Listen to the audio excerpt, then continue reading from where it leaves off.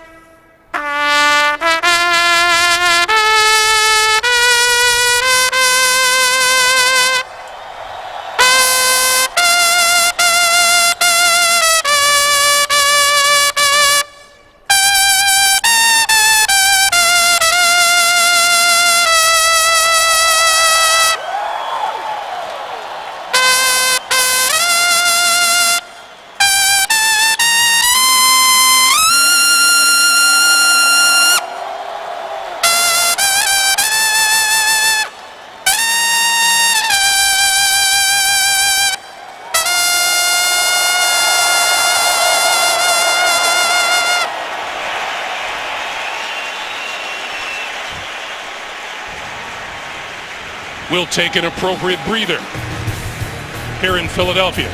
When we come back, kickoff on opening day 2016. Welcome back to Lincoln Financial Field here in Philadelphia as the Eagles and the Cleveland Browns get set to kick off their new season here on CBS. A reminder to you, today's game is being broadcast in Spanish. We're available using the SAP button on your television. It's not a bad day here in Philadelphia. It's a little cooler than when we first hit town. Temperature's about 85 degrees. The forecast is for sunny skies. There's Hugh Jackson. Had 1 year as head coach in Oakland, went 8-8, and that was it for him until he was tapped to become the Cleveland new head coach this year. On the other side of the field, Doug Peterson, a lifer as an assistant coach until the Eagles called and said, "We want you as our brand new head football coach here in Philadelphia." Well, and both head coaches are excited to get this season started. Like we've talked about in the open, you have a new quarterback in Carson Wentz, and you have Robert Griffin III getting a chance now after not playing a single down a year ago in Washington after having that spectacular rookie year in 2012. Cleveland won the toss and deferred. So the Philadelphia Eagles and Josh Huff and Wendell Smallwood did. And this will sail into the end zone. Huff will not run it out. And so here comes Carson Wentz. Hairline fracture of the ribs against Tampa Bay in the preseason. Didn't get any action at all to speak of. And with the trade of Sam Bradford, finds himself the brand new starting quarterback. Well, and I expect Doug Peterson to let him loose. I don't think that's going to be a very conservative. They may start off with a couple plays just to get him a good feeling, but I think they're going to try and stretch the field. He has a big arm. He has the athleticism, and I don't think Doug Peterson's going to try and hold him back at all today. We asked Doug Peterson on Friday if he has the entire playbook, and Doug Peterson says not only that, he's put in a couple plays because Carson Wentz likes to run. And I think if you have to remember Doug Peterson in Kansas City with Alex Smith ran the ball quite a bit. So you can see some of that today as well. Ryan Matthews in the backfield. Matthews gets the handoff. And Matthews for about 6. Just across the 30-yard line. Eagles weren't sure they'd have right tackle Lane Johnson today, being looked at for possible performance-enhancing drugs violations. He plays today, but a possible 10-game suspension looms. And leading the core of receivers is third-year wideout Jordan Matthews, 3 short of 1,000 receiving yards last year and 8 touchdown catches.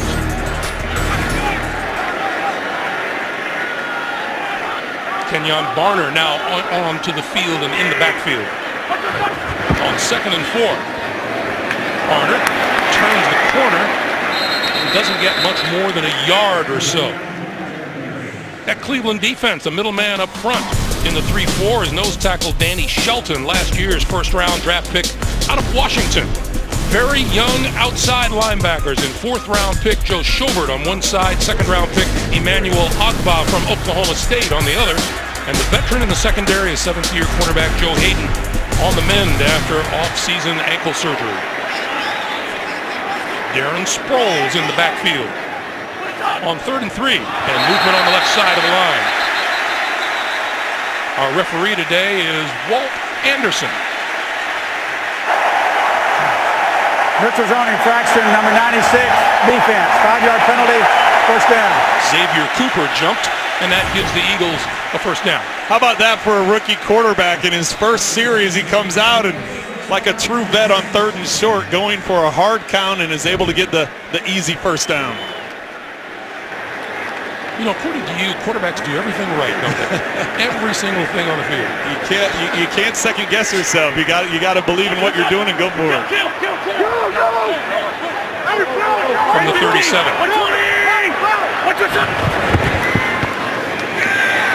Wentz to throw for the first time, and that is in and out of the hands of Jordan Matthews. Well, the thing I was impressed with there is Carson Wentz. He gave the kill call, and he adjusted it. We could see here with the scouting report, the big arm. We've talked about that. The mobile, more mobile than his size. He's a big kid, but he can still run. Not working through progressions. That's something he really didn't have to do. It's not that he can't do it. He just didn't have to do it at the college level, and lack of experience. We've already mentioned the fact that he only had 24 pass attempts in the preseason because he got injured in that first game. Eagles dropped 37 passes last year, the most in the National Football League. Wentz lobs this one far side, pulled in, caught by Zach Ertz. Just across midfield and into Cleveland territory for a first down. Isn't that how it works? The quarterback, you put it right on the money and it gets dropped, and then this time you put it high and outside. The only place your receiver can get it, and Ertz reaches up there one-handed. He's battling with his right arm with the defender Poyer, and being able to bring it in the left arm, you can see he completes the catch and keeps it secure.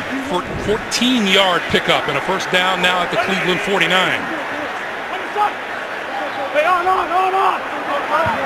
Wentz now under center. Throws this side of the field, complete to Brent Selleck.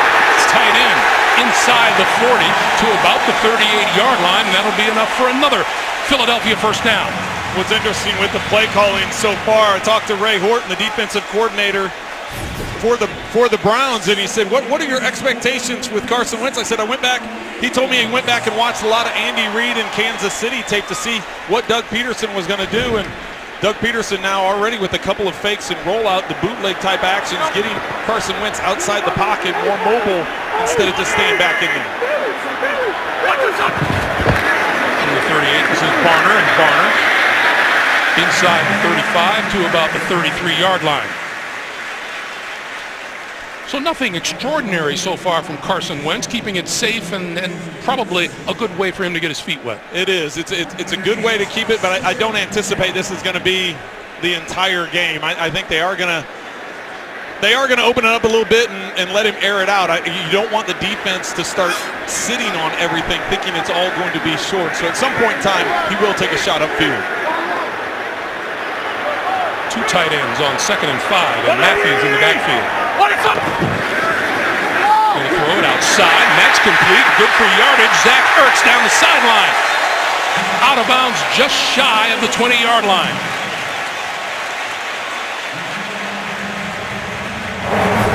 Yard pickup, moves the chains once again. Ertz coming in motion, just going out into the flat in the corner to that side of the field. Collapses with the slant route on the outside by the receiver and lets Ertz go free in the flat, able to pick up another first down.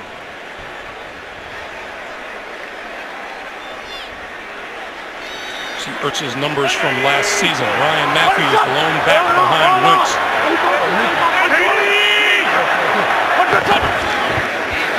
Matthews stumbles across the 20 to about the 19-yard line. A huge key for Philadelphia will be if Ryan Matthews is able to stay healthy. Well, he has to stay healthy. He's proven throughout his career, even his time in San Diego, when he is healthy, he's one of the better backs in the National Football League. It's just he hasn't been able to be consistently healthy throughout an entire season. Now, they were able to rotate some guys. We talked about Darren Sproles in the open, but Barner, they've given the ball to twice already in this opening drive. It's Darren Sproles, split to the far side. On 2nd and 9. Ninth play of this drive. Went. End zone. Caught. Touchdown. Jordan Matthews.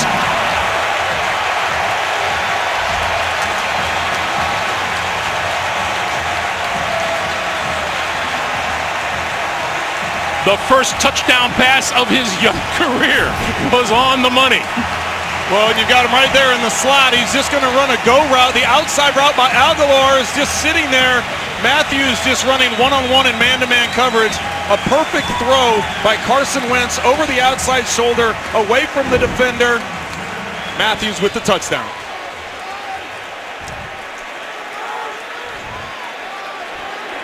That's a good way to start off your NFL career, right?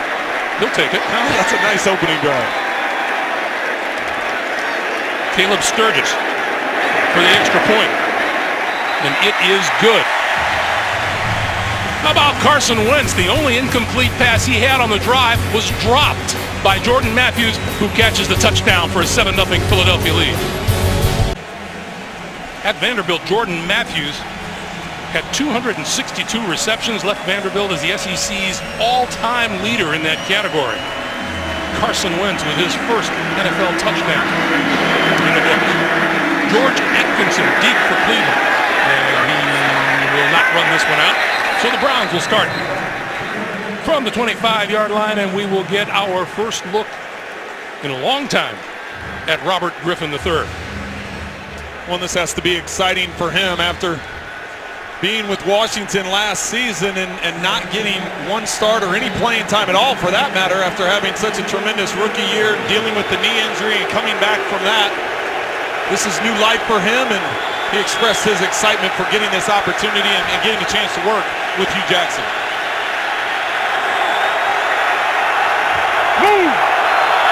Crowell and Malcolm Johnson in the backfield.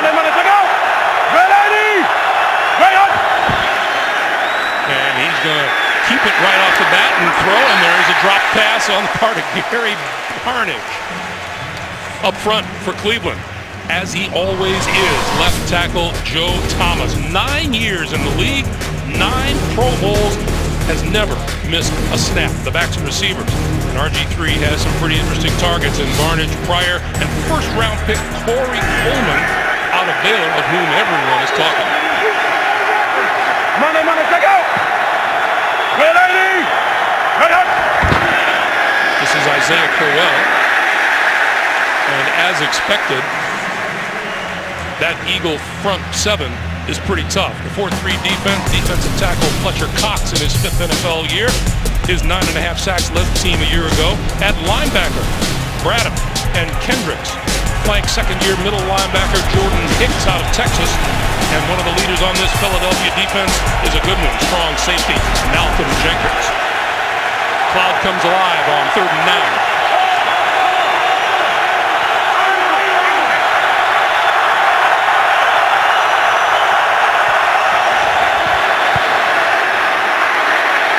Griffin pointing out who to block, and he is bumped out of bounds. Well short of a first down by Jordan Hicks. Robert Griffin is upset with the officials, thought he was a late hit, and you got to understand when you're outside the box, you're like a running back. So he may hold his arms up and ask for that play, but that's not going to happen. He was hit in the field of play. Philadelphia came out very aggressive on that first series defensively, went to a lot of man-to-man. Pretty much every down they were in man-to-man coverage, keeping 8 guys inside that box. Darren Sproles, who has 9 career kick returns for touchdowns, on the receiving end of this one. At the 20. Takes a U-turn, comes back this way, and fights his way across the 25 to about the 26-yard line. 8 minutes, 31 seconds remaining to be played here in the first quarter. Eagles with the ball back and lead at 7-0.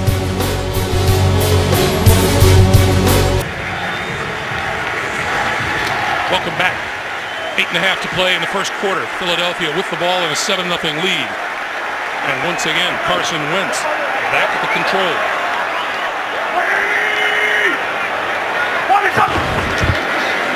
There's Ryan Matthews.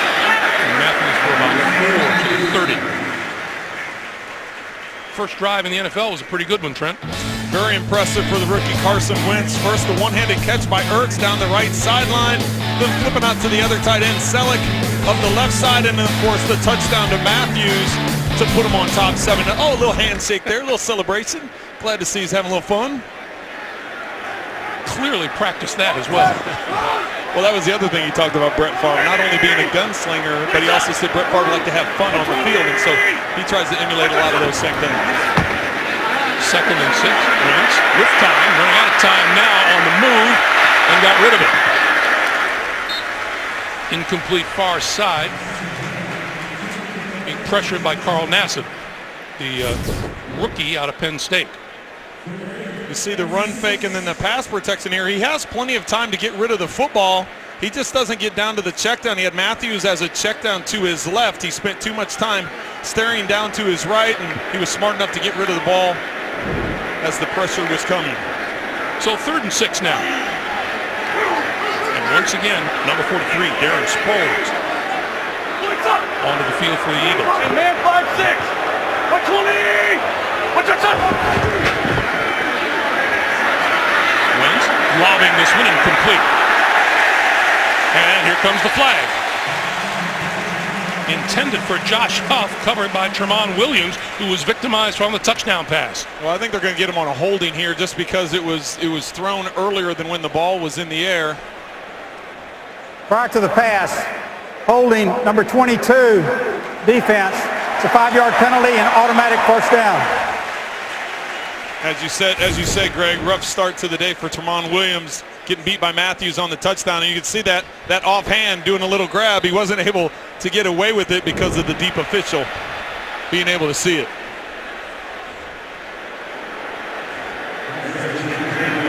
So a new set of downs at the 35-yard line for the Eagles.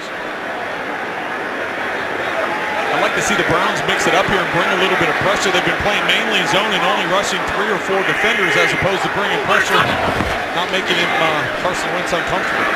Wentz. Little flip overthrows Jordan Matthews, incomplete. It'll be 2nd and 10. It's not too late to play NFL Fantasy. Join, draft, and play from anywhere with the all-new mobile app. Sign up free at NFL.com/fantasy. Did you see that last throw, Greg? Sometimes that's the hardest throw as a quarterback, where you're just trying to flip it out there. You know, you have your normal, I guess the normal way that you throw where you're just stepping and throwing, but a lot of times when you have that open guy, you're just trying to do a little flick. You can see there, it just kind of floated away on you. That's the 3-foot baseline jump shot, isn't it? That's right.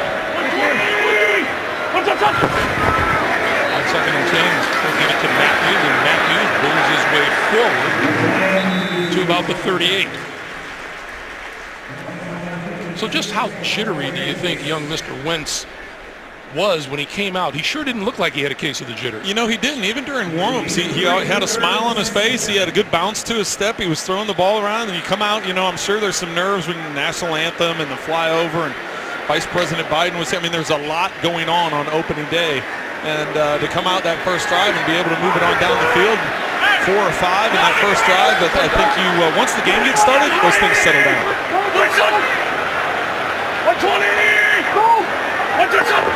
3rd and 7, movement, no snap. Let's see who gets the blame.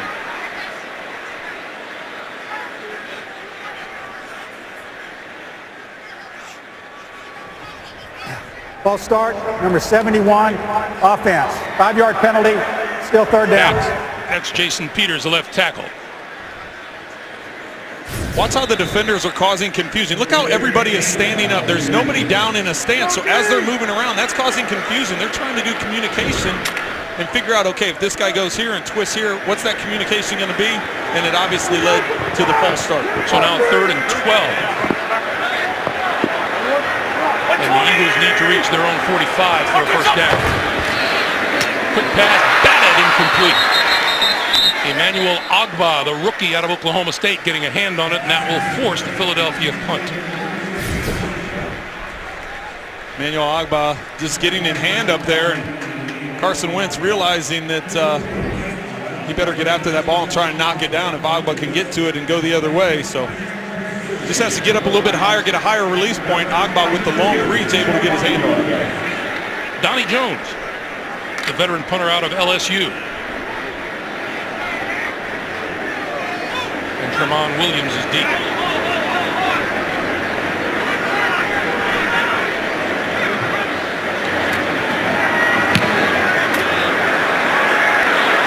Nice kick by Jones. Back inside the 15 to the tape. The Cleveland bounce, and they were not able to save it at the goal line. It goes into the end zone for the touchback. 6 minutes, 15 seconds to play in the first quarter, in which the Eagles lead it by a touchdown. Trent, it was back at Baylor when people started to take notice of Robert Griffin III. And rightfully so. He winning the Heisman Trophy there his last year in 2011. Second overall pick to Washington. Goes in, and 2012 you can see that that knee injury there after putting together a tremendous rookie season. Only the 9 wins in the first season, but 5 since then, not playing at all in 2015 in Washington and getting a fresh start. He has reason to smile being now spread. He's now spread as a wide receiver, and Terrell Pryor takes the snap. The give is to Crowell, and Crowell out of bounds at about the 21 for a pickup of about a yard. Well, we specifically asked Hugh Jackson if anything fishy was going to happen, and he just kind of winked and said, He just smiled, gave a sly smile and a wink and said, I didn't come here to lose. So there could be more of that as this game unfolds.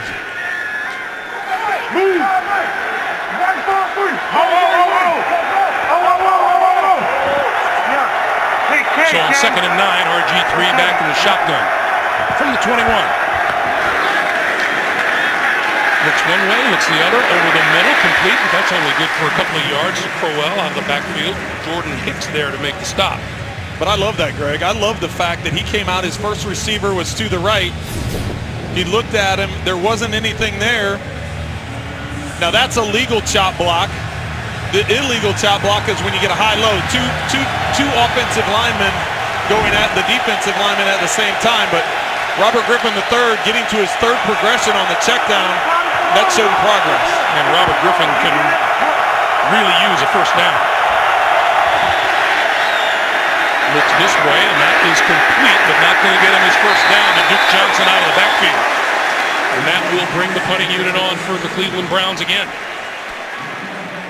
Well, I think some of that just goes to what Jim Schwartz is doing defensively. He's mixing things up. In that situation, you would think they're going to bring pressure and go man-to-man, so a quick ball to the flat is a good option to go with because you can outflank the defense and get up the sideline, or you can find a matchup in the middle of the field, but that time, changing things up, they bring pressure with only 4 and drop guys into coverage. Britton Colquitt kicking it away to Sproles. Sproles at his own 17. And here he goes. Midfield. Inside the 45-yard line. Darren Sproles.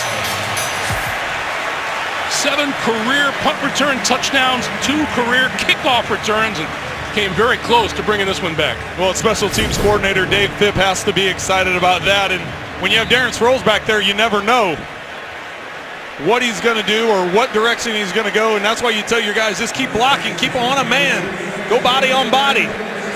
That was a Sproles has been doing that his whole career. That was a 59-yard punt by Colquitt and a 40-yard return by Darren Sproles. And it sets Carson Wentz in pretty good position at the Cleveland 42. 190! Ryan Matthew, right side, trying to turn the corner, and does, and bulls his way to about the 37, maybe the 36-yard line.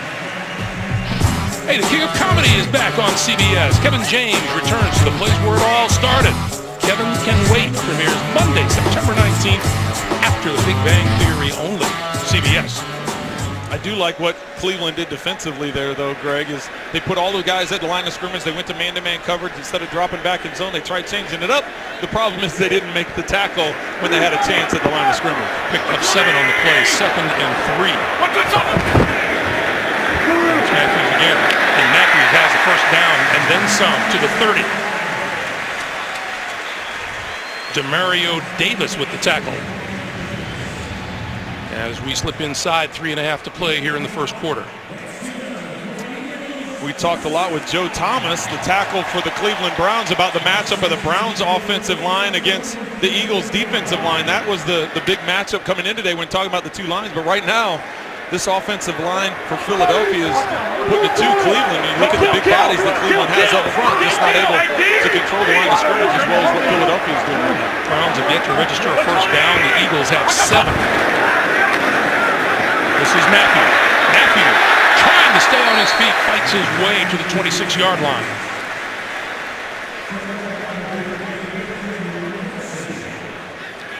Christian Kirksey with the tackle, and it'll be 2nd and 6. Ray Horton trying to change things up. Bringing a safety down to rush off the edge. Trying to mix things up defensively, just not able to make those tackles, allowing the 4-yard gain. Doug Peterson has sure mixed up the play calling offensively, hasn't he?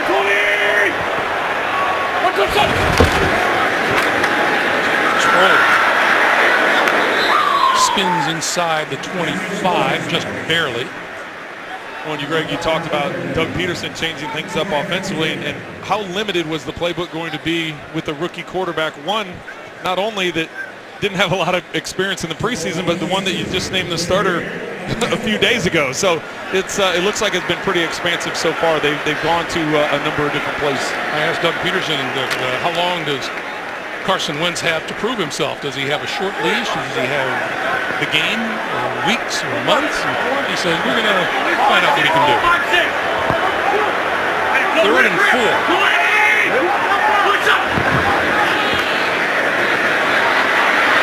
Blitz got to him, and he goes down at about the 30, maybe inside that to the 29. And again, Christian Kirksey in on the play.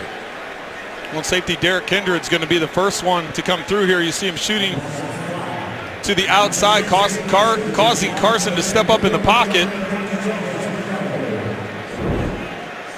So the field goal attempt upcoming from Caleb Sturgis. And the snap coming from one of our favorite people, John Dornbos, the long snapper for the Eagles. 46 yards out. And it fades to the right, no good. Sturgis had it long enough, but a little bit too far right.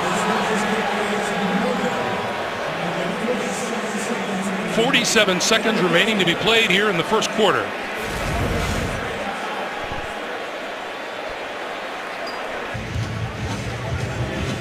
Welcome back in Philadelphia. This is what you call a real conundrum. Watch the officials under the goalpost. No good? Good. No good? Good. So we were wondering why there was so much confusion on the field. Now we know. Ready! Ready up! Griffin from the 36, looking to throw. Throws it out to the far side. And across the 40 to the 43-yard line is Malcolm Johnson.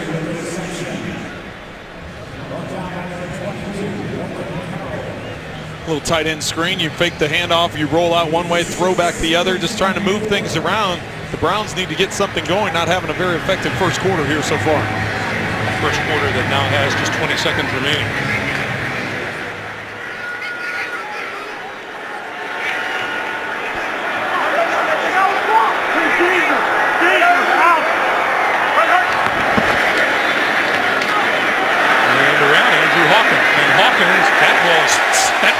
play is snuffed on the far side by Rodney McLeod. And that's how the first quarter comes to an end here in Philadelphia. It's been really good for that young man, Carson Wentz. Back to Philly after this. As we get set for the start of the second quarter, the Eagles with a 7-0 lead, and you look at, it's been a really good start for Carson Wentz and not as good as could be for Robert Griffin III. Robert Griffin throwing, that pass is complete, near side, incomplete. In and out of the hands of Gary Barnidge. Well, it's important to note for Robert Griffin that his 2 incompletions are 2 drops. So he's been accurate with his throws. Barnidge normally sure-handed, having some trouble bringing it in. Going around the far side and being tripped up.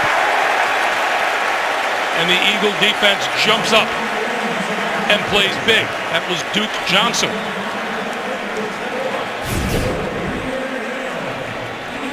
You'd see there's Colquitt there, and Johnson is, we have no punter back in the formation, so just trying to run a sweep to the right. Hugh Jackson said he was going to pull some things out. We didn't know what exactly, but we didn't know he was going to pull everything out. A fake punt from your own, inside your own 40. Trying to get something going for the Browns offensively, and it backfires. And now Philadelphia takes over at the 35-yard line. Matthews in the backfield.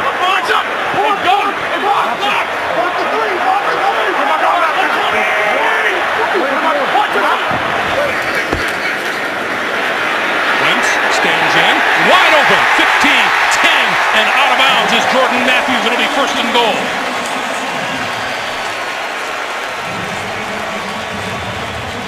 Carson Wentz recognizes that he has safety in the middle of the field, so he goes back. He knows he has man-to-man, so he goes back into the shotgun. He was underneath the center. He goes back into shotgun, changes the play, realizes he's got man-to-man, goes to the right thing. The offensive line and the running backs are able to pick up the pressure. Matthews in the slot. Looks like he's running a crossing route. Instead, sticks his foot in the ground for the out route after Aguilar cleared it out on that right sideline. So he's not only doing it with his arm, Greg, he's doing it with his head as well, making recognition with the defense and getting to the right play. Ryan Matthews in the backfield. Matthews with the handoff. Cuts it back. And just short of the 5-yard line, Demario Davis makes the stop. Your weekend begins here Thursday. The Jets have a run-in with the Buffalo Bills and their old pal, former coach Rex Ryan. Thursday Night Football on CBS and NFL Network. The Bills, who knocked the Jets out of the playoff picture on the last day of the season last year. Jets probably won't be reminded of that at all. Second and goal.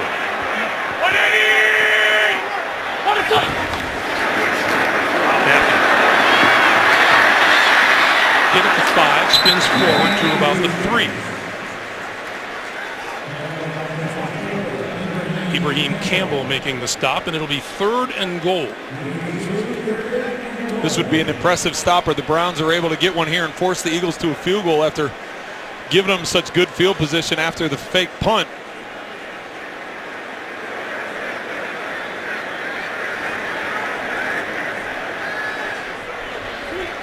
I think Hugh Jackson would love for that fake to be not totally harmful. Darren Sproles on the field. You got Hayden and Matthews one-on-one right here at the bottom of your screen. Going this way, incomplete. And Matthews covered by Joe Hayden. As you said, the pass was high. You see that isolation, you know you have one-on-one, and that's the faith that the Browns have in Hayden. They put coverage to the other side of the field. They had man-to-man underneath with a safety helping over the top, and they said, you know what, Joe Hayden? You've got that side of the field. We trust you that you can win that one-on-one. Here's Sturgis.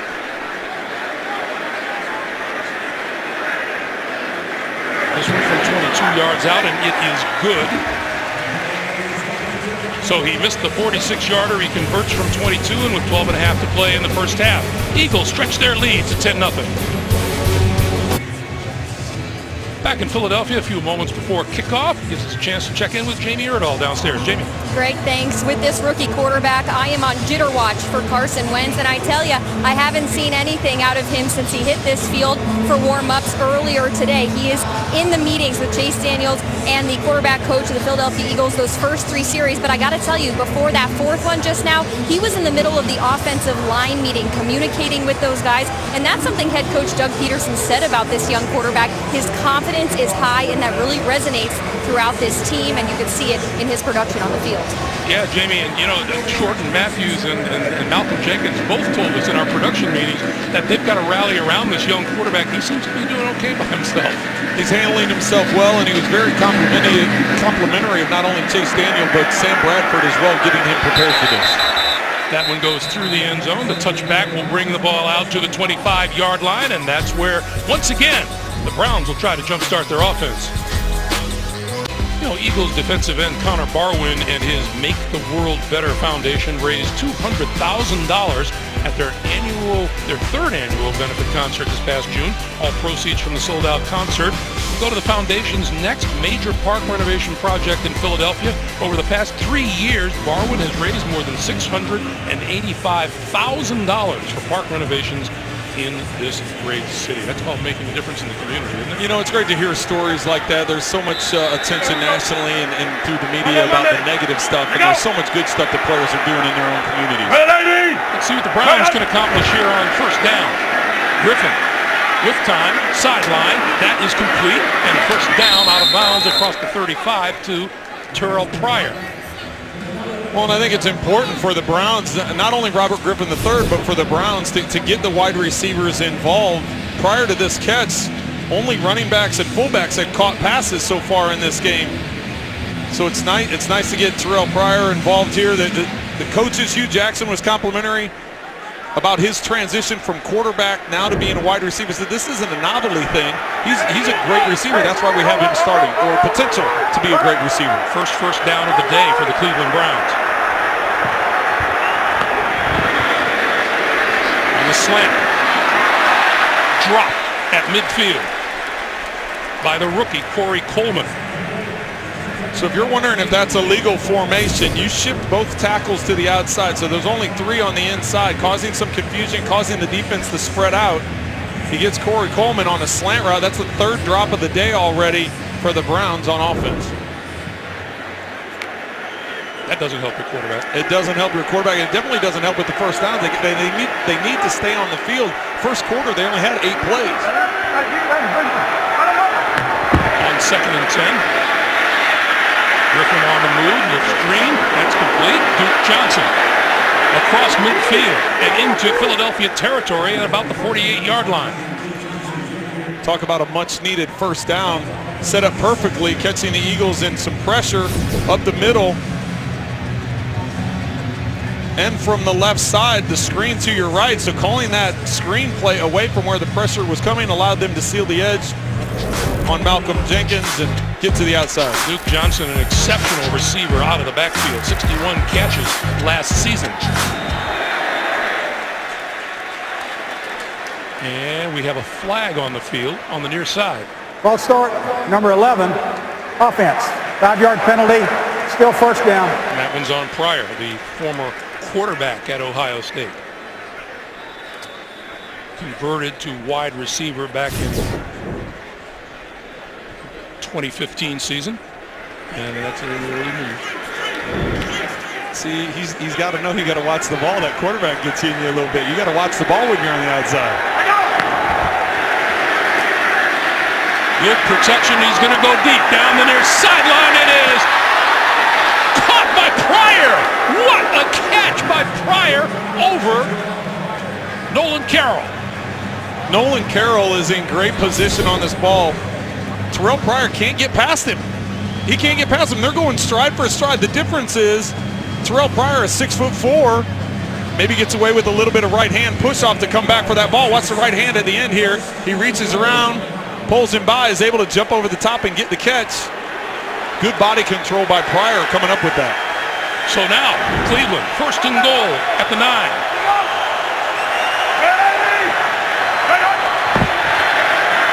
Crowell.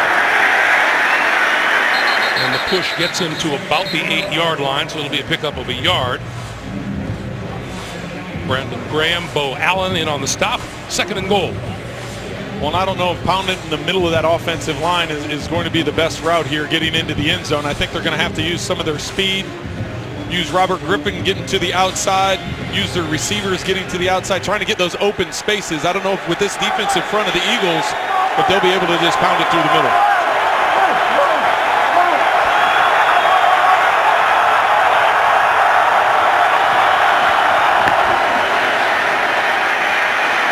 Across the end zone, overthrows, incomplete. Andrew Hawkins calling for a flag, which is not forthcoming. It'll be 3rd and goal. Yeah, I'm not real sure what he was looking for there. Down in the end zone, there's everything is, it's tighter. So he goes to make his cutout to the left. Quick little grab there, but they're not going to call that.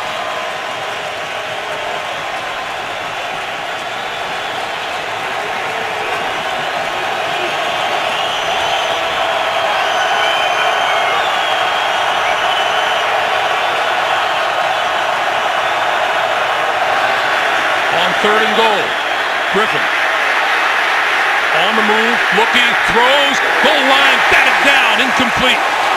And a penalty flag is thrown. Intended for Duke Johnson, and Malcolm Jenkins was the defender. Sorry, Greg, I got a little excited there. Malcolm Jenkins got there early. You can see it even from up here. He made contact, knocking the ball away, running through the receiver to knock the ball away.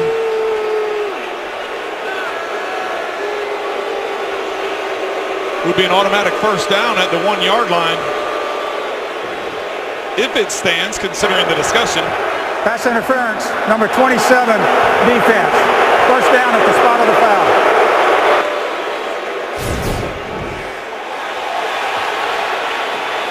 It's going to be over to the right side of your screen as Robert Griffin rolls to his right. Watch how he runs through him right at the end there. You can see the contact. Duke Johnson's helmet. Watch Duke Johnson's helmet. You can see by the movement of his helmet. A little hard from there, but 1st and goal. You could definitely see that he was hit early. Crowell trying to skirt the left side and does for the touchdown.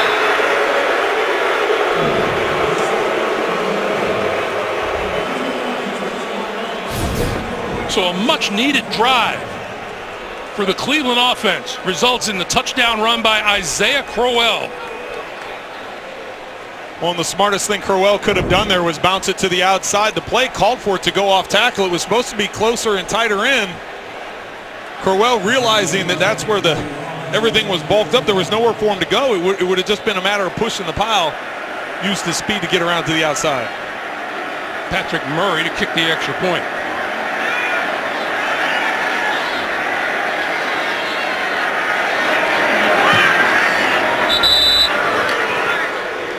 And this time the officials agree. 7 plays, 75 yards, and the Browns are on the board and pulled it within 3. It's 10-7 Eagles.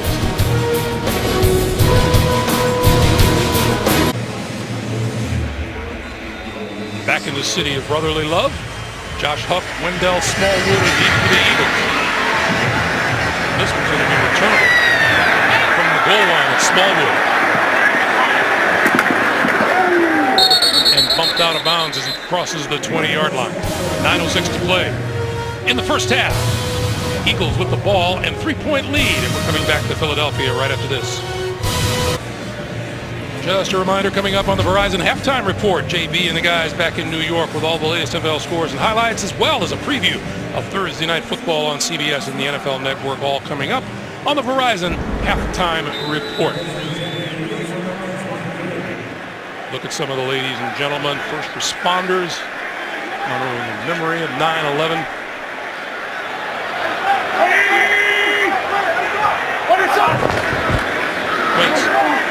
pressure, got rid of it. Just across the 25-yard line, complete to Nelson Aguilar. Second-year receiver out of Southern Cal. And the first-round pick from a year ago. Well, and the Eagles, after starting off hot, that'll test your ribs a little bit. Welcome to the NFL, Mr. Wentz. We'll see how they expand a little bit under pressure. Looks like he handled it well, popped up fine. Carson Wentz did suffer a cracked rib on that play in the preseason against Tampa Bay, and didn't play another down until today.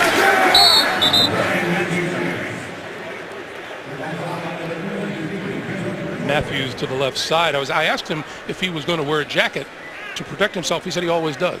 Yeah, you know, as a quarterback, everybody wants to make such a big deal about arm strength. How strong is your arm? How strong is your arm? It's so much required with your legs and with your core. So when you have a cracked rib or you have the cartilage injury in the ribs or, you know, an abdominal injury, it makes it that much harder, not the short throws, but when you really want to put some juice on the football, when you want to throw it down the field, it makes it difficult. Here's a 3rd and 5.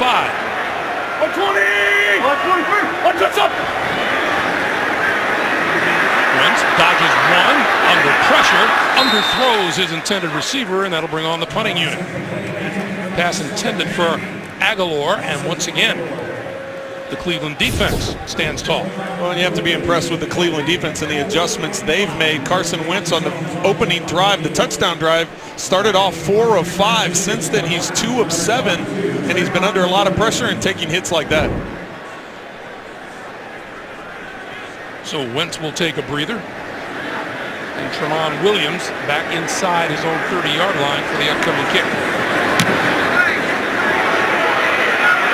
High floater pushing way back inside the 10, and it rolls into the end zone for the touchback. 7:35 to play in the first half. Robert Griffin III back onto the field as Cleveland goes on offense once again.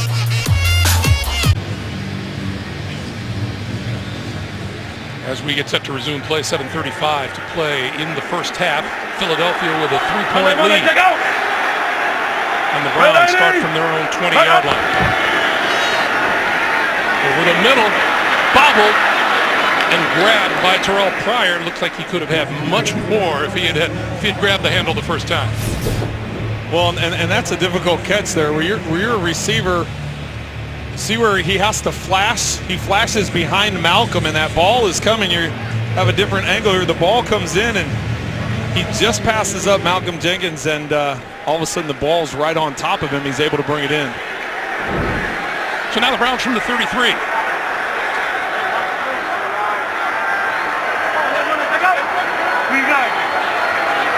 This time RG3 from the shotgun. And he's going to give it to Crowell. And Crowell across the 35. Okay, we've seen a couple of turnarounds here, Trent. Cleveland started slowly, and the Eagles and Carson Wentz started in a hurry. Things have changed around since then. What happened? The momentum definitely has changed, and even though it was unsuccessful, if you go back to the fake punt, it was a bad fake punt. It was designed poorly, and the Eagles were all over it. But ever since that fake punt, yes, the Eagles went down and got the field goal, but that's a win for the defense, holding them to just the field goal. And then the Browns put together a touchdown drive and got Terrell Pryor involved in the offense. Hey, Cleveland, go off salad. 2nd and 5. Go, get that. Hurry. Time running down on RG3. We get the snap off. And that play goes nowhere. Crowell couldn't get started. It looked very confused in the backfield. Well, there was a lot going on there. Robert Griffin saw something, and he changed the formation. He changed the play completely, and then he had to go to a hurry-up count. So he moves everybody around, and then he goes, hurry, and he gets the guys to the line of scrimmage. Just not enough time on the play clock, and Philadelphia was all over it. So Duke Johnson's in the backfield now on 3rd and 8. Just a 4-man rush. Throwing out to the near side. That is complete, and that's Johnson. And Johnson gets the first down across the 45 to the 47-yard line. And you say, why do quarterbacks throw underneath? It's 3rd and whatever it is. Why is the quarterback dumping it off on a short route? Because you're trusting your guy.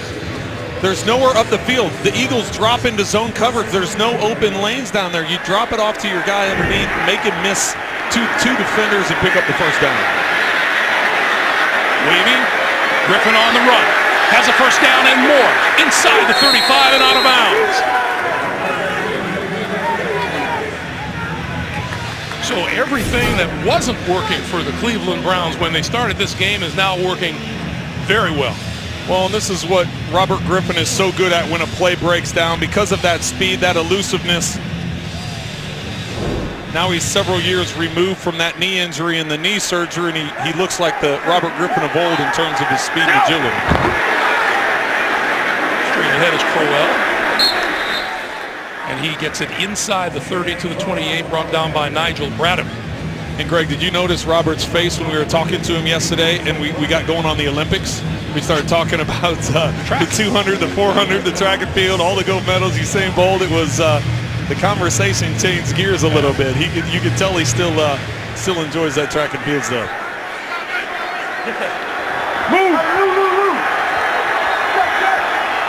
Second and 5. They've also been getting some manageable second and third downs to deal with.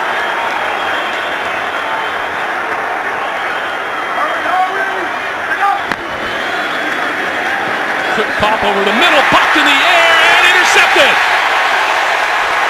Picked off by Rodney McLeod.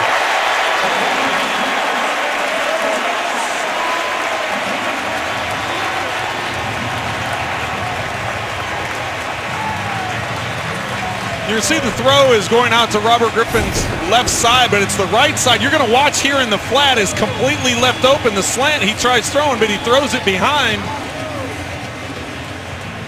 Can't tell from that angle if it's tipped or not, but the flat was open. See if we have a better look here if it ends up getting tipped. But there wasn't a passing lane with the linebacker in the way. The tip ball resulted in an interception. It was tipped. See Jordan Hicks jump up and get his hand on it. So now it's the Eagle defense that comes up with the stop. And Wentz gets started from his own 21. Well, and that play may be out the back end into the end zone if Hicks doesn't get a hand on it because the middle of the field was open. That wasn't a poor read by Robert Griffin. It was just a nice play by Jordan Hicks. Sproles for 3 or 4 yards close to the 25-yard line, and Xavier Cooper, second-year defensive end out of Washington State, making the play. Well, and initially the reason I pointed out the flat on that interception because that's the side I was looking to. I was looking to you have a flat quick out combination with your tight end up at the top of the screen, and he noticed the isolation one-on-one in the slot. So not a poor read on Robert's part, just a good play by the defender, and now the Eagles trying to swing momentum back their way after we said momentum had swung a little bit towards Cleveland's side here in the last few minutes. 3 minutes to play in the first half. Warner, near side, running room, out of bounds at the 40-yard line. Kenyon Varner is a third-year running back out of Oregon. You can see Brandon Brooks, 79, get out in open space. He's pulled around there to try and seal the edge.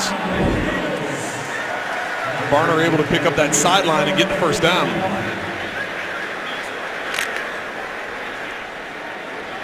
Big man was moving pretty good there, wasn't he, Greg? Yeah. 17-yard pickup, Philadelphia's longest run today. Ryan Matthews now in the backfield as Doug Peterson continues to rotate his running backs. Matthews gets the handoff. Push forward to about the 42-yard line. And that will probably bring us to the 2-minute warning.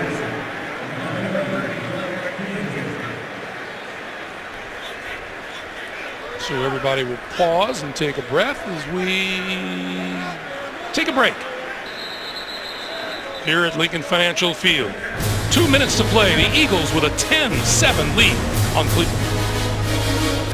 Quick reminder, the Verizon halftime report coming your way with JB and the gang in New York. Latest scores and highlights and a preview of Thursday Night Football on CBS and the NFL Network, all coming up on the Verizon halftime report. 2nd and 9 for the Eagles at their own 42. Wentz, complete. 45 out to the 48-yard line to Zach Ertz. Each team with all 3 timeouts remaining. Well, Greg, as we've mentioned several times, Carson Wentz only having that one preseason game to get any kind of experience. So working the 2-minute drill has all been mainly in practice. So this is a good opportunity for him. I like how he's utilizing the middle of the field. He has all 3 timeouts, as you mentioned, and now he's across midfield. So yes, you want to be in hurry up, but you're not in panic mode yet where you have to be getting the ball out of bounds. That quick slant complete to Jordan Matthews, good for a first down now at the Browns 45. Here comes the blitz. Wentz got rid of it, far side, complete, and it's inside the 35 to the 34 to Nelson Aguilar, and another first down. Well, and that's just the arm strength right there. You're throwing from the right hash to the left sideline, and he just rips it on a rope. And the Eagles will use a timeout here to stop the clock with 1:11 to play. Trent Green, Jamie Erdahl, Greg Gumbel here in Philadelphia. 1:11 to play here in the first half. You see Wentz's numbers. He has Darren Sproles in the backfield. Wentz going to flip it to Sproles with blockers in front of him. 30, 25, 20. That's the first down. Now you can save your timeouts here. Go up, get to the line of scrimmage. You can even spike it. You've got the first down. You're wasting a lot of time here. Clock continues to move. Coming up 50 seconds to play.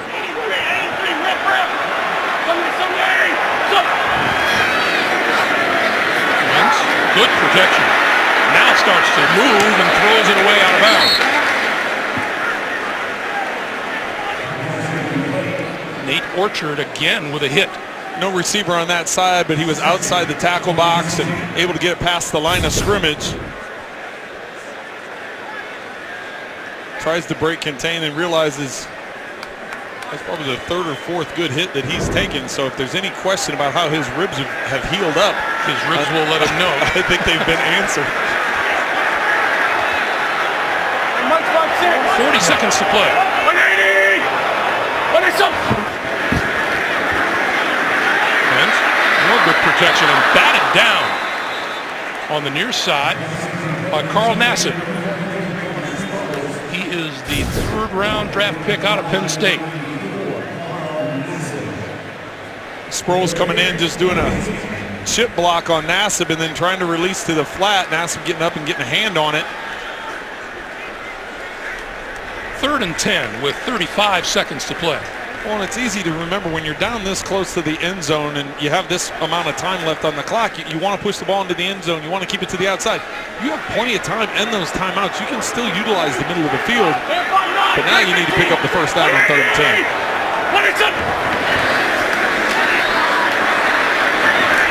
Coming across the middle, that pass is incomplete, intended for Sproles. And that'll bring the field goal unit on. Well, and they had what they wanted there. They had Sproles one-on-one. Looks like with Kirksey underneath, he catches that ball. He's able to get the first down. You clear out all the receivers. You leave that middle of the field open, and you give that bubble route to the running back where he can go in or out. And we get a whistle that doesn't count. Prior to the snap, Cleveland calls its first charge timeout of the half, 30-second timeout. So when we come back, Sturgis will attempt a 37-yard field goal. Sturgis has missed from 46 yards out, connected from 22, and this one is right down the pipe.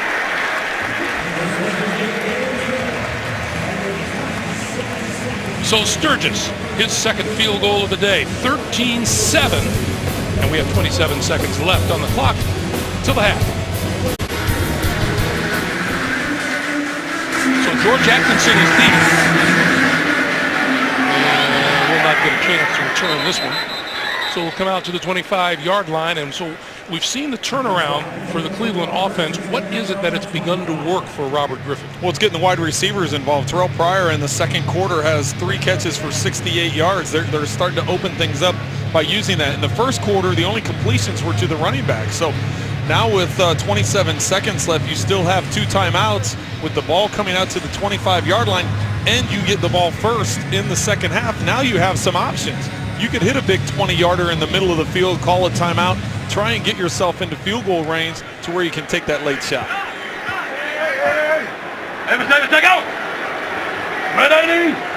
Cleveland with 2 timeouts remaining, as do the Eagles, and on the draw, this is Duke Johnson. And Johnson down the sideline and out of bounds. Out of bounds at about the 46-yard line. It'll be a first down. Or you can anticipate the defense is going to be in cover 2, hand the draw, and try to get it up the middle. So the impressive part of that play, not only Duke Johnson getting to the outside, but the block of Terrell Pryor on the right sideline. Look at as he runs the outside. Watch the outside here. Watch Pryor's block here. Maybe a little grab on that right shoulder pad, but allows Johnson to get up that sideline, get out of bounds. 21 seconds to play. Escapes the pocket, looks, and runs it out of bounds at about the 45. You know, this team, I got a kick out of Hugh Jackson earlier in the week. This team drafted 14 players, 13 are on the roster, and someone brought up the fact that they're young, and he said, I knew we were going to be young, I didn't know we were going to be this young. Well, not only the guys they have this year, but look at how many draft picks they've accumulated in future years as well. So it's, yeah, it's gonna continue. 27 new players on this Cleveland roster. Incomplete. Johnson out of the backfield. 10 seconds on the clock. It'll be 3rd and 8. Well, Leotis McKelvin right there was wishing that ball had been tipped up a little bit higher, because he was staring down that end zone with the ball tipped up in the air the way that it was.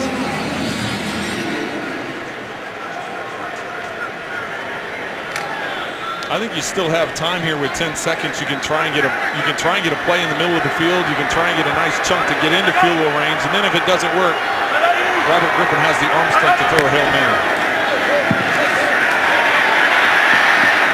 Dumps it over the middle. This is Crowell, and Crowell looking for the sideline. He didn't get there. He is marked down at about the 44, and they'll call a timeout, but too late. Time runs out here in the first half.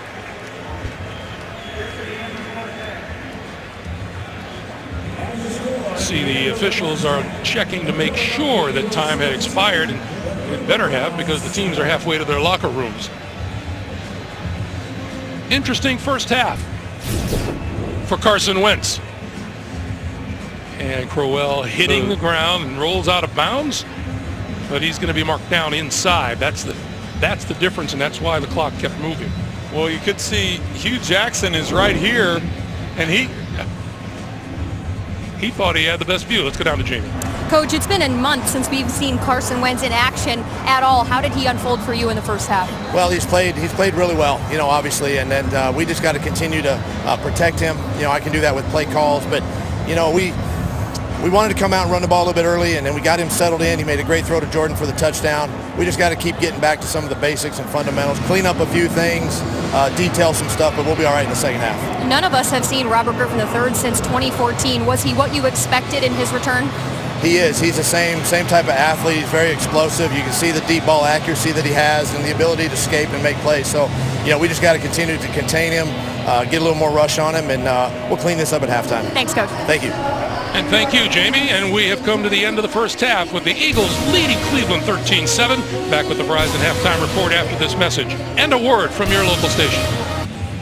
We're back in Philadelphia as we get set for the second half with the Eagles leading the Cleveland Browns 13-7. Let's take a look at the first half highlight presented by DirecTV, and it was Carson Wentz's first touchdown pass in the National Football League. Jordan Matthews on the receiving end. All in all, the young man had a very impressive debut to start with. Greg Gumbel along with Trent Green. What do you expect now moving on to the second half? There's a young man with a world of talent and a little bit of confidence. Well, I think now that he does have that confidence, he's been able to show that he can move the ball down the field, getting that touchdown pass. I think here in the second half, you're going to see them take the top off a little bit. They're going to let him throw the ball down the field. You keep talking about his big arm. We've talked all week about his big arm, and it's time to see it. One of the things that we also will look for is Robert Griffin Probably continuing to at least make some inroads because he started slowly, unlike Carson Wentz. Well, he started getting things going there in the second quarter when he got the wide receivers involved. Terrell Pryor, 3 catches for 68 yards in the second quarter with the big catch down the sideline that set up that scoring drive for them. Cleveland gets the ball first here in the second half. George Atkinson again will not get a chance to return the football. It'll come out to the 25 and we go down to Jamie. Greg just caught up with Hugh Jackson coming out of the locker room. Very pleased with Robert Griffin III's performance thus far today. Feels like he's making smart decisions. His energy is high and his communication is strong. Now on the other side of the ball, coach also thought their defensive line got after the rookie quarterback just fine in that first half. Wants to keep making him upset once he snaps the ball. And lastly, he said trick plays still to come. He was not deterred by that fake punt. Can't be all that big a secret when you tell our reporter about it. Lots of time for Robert Griffin. He's going to go deep. Triple cover, and the catch is made inside the 25-yard line. Inside the 20 is the rookie Corey Coleman. How does that happen? You know, that's just not understanding the football and getting it. So you're going to see just a shot down the field. They'll end up being 3 defensive backs right in the area of where the ball is caught, and none of them turn around to locate the football. 58 yards on the pickup. Crowell.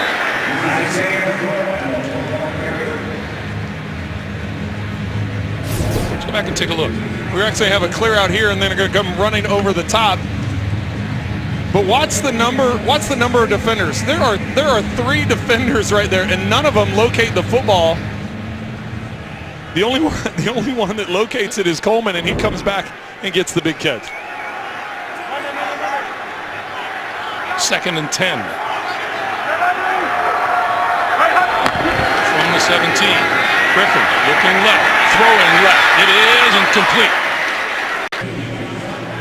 Back in Philadelphia, Cleveland field goal has pulled the Browns to within 3.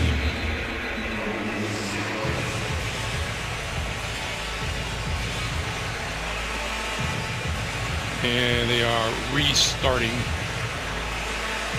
everything on the field. It's been one of those days, and it's only the first one for these two clubs. All right, we're ready to go. Josh Huff, Wendell Smallwood deep.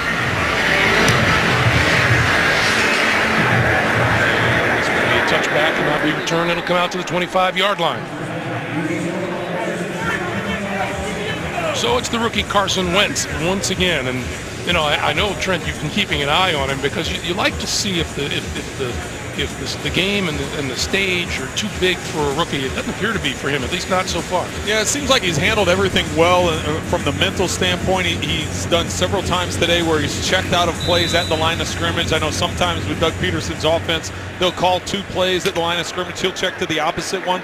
But there also have been occasions where he's changed formation and done a big picture change, which shows me that he understands what's going on in terms of their playbook. He'll start in the shotgun. And he will give it to Ryan Matthews. And not much there.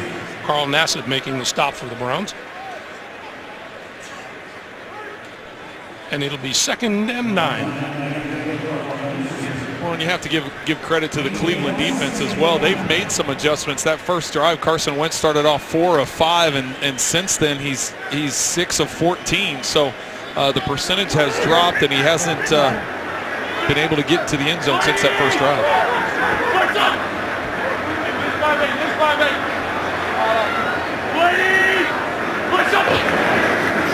Wentz to throw. Short one over the middle, incomplete. And it'll be 3rd and 9. I've said it from the beginning, and I'll keep saying it throughout this game. You've got to, at some point in time, let this big arm go and throw one over the top. He thought he was just going to get a miscommunication there with Josh Huff. He thought Huff was just going to sit in the hole, and Huff started moving to his left, and just not on the same page. But at some point in time, I'd like to see him stretch the field, whether they complete it or not, just to take the top off of it and throw it up there. Now, this isn't the situation, 3rd and long. but I'd still like to see it at some point. Penalty flies. And the pass over the middle and caught close to midfield. Diving catch made by Jordan Matthews, but you got to figure this one may be coming back. Well, I initially thought the tackle moved, but they would have stopped the play if that was the case. Offside, number 33, defense. The penalty has declined. The result of the play is a completed pass, first down. Jordan Poyer is called for the offside. Yeah, look, it looks like Johnson moves first here, but they're going to get Poyer with being jumping it too soon. So I don't know if he was in the neutral zone or what, but it appeared from up here that Johnson moved a little bit early, and Carson Wentz right there stepping into it and firing that crossing route. Well, you know, that's a tight window. The penalty flag was thrown from the offensive backfield, so there's no way that official could see encroachment. Right. Scrolls across midfield to the 48. I'm just glad, Greg, that it went all the way into the third quarter before I said Carson Palmer. That was good. God knows you said it enough in rehearsal. I was like, oh, I know I'm going to say it, so I've been sticking to it. Because if he's playing here, who's playing in Arizona? Right. Pretty good down the field. You can see 3 of 3 for 69 yards on throws over 10 yards. So you want to do a few more of those. Wentz, crossing pattern, complete. Inside the 45 to the 43 is Zach Ertz. Late flag comes down in the middle of the field. This looks like this is going to be against Philadelphia.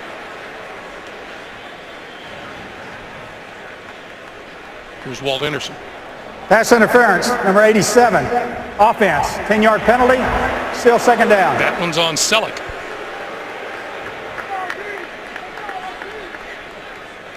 They're going to get Selleck for, here he is coming off the screen. Watch the contact he makes as Ertz comes underneath.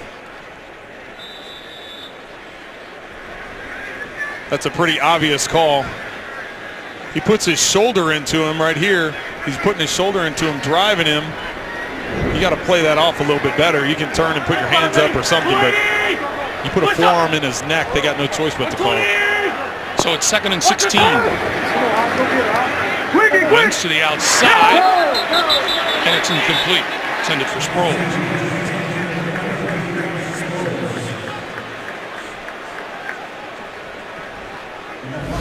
Been some good and bad for Carson Palmer and Carson Wentz in the first half here. I got twice of them now all of a sudden. So get some completions, moving the ball around, takes a big hit as he's trying to get rid of the ball. There have been several times the touchdown to Matthews, gets a little excited. That's the opening drive of the game.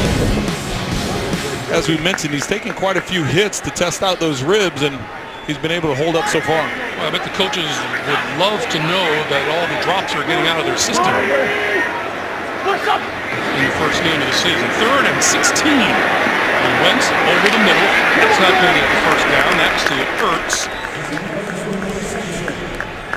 And they will all go over to Cleveland on the punt. And I know that's not an exciting play, but that's the smart play. Understand where you are on the field. You have a punter that can pin them down inside the 10. Don't try pushing it up too far upfield. Take the underneath throw, see if you can't get a missed tackle, and this time you just set in for the punt. Tremont Williams back inside his 10-yard line. Donnie Jones will kick it away. This was short. Fair catch called for and made at about the 15-yard line. So 10:54 to play in the third quarter. Cleveland gets the ball back, trailing by 3. Oh, you come to this city, you don't dare order anything other than a cheesesteak, do you? That looks good right about now, doesn't it? Oh, right about any time. From the 15, back snap into the end zone. And out for the safety.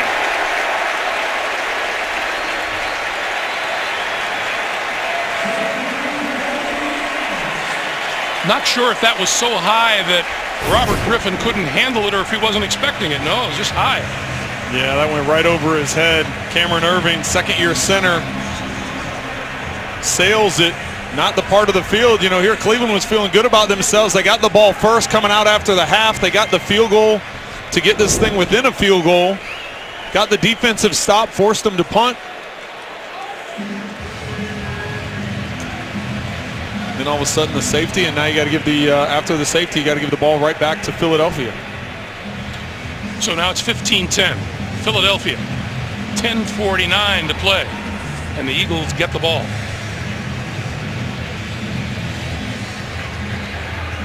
This is where the veteran leadership of Robert Griffin has to step up. You have to get everybody to calm down offensively. Say, listen, we had the ball, one possession, coming out in the second half.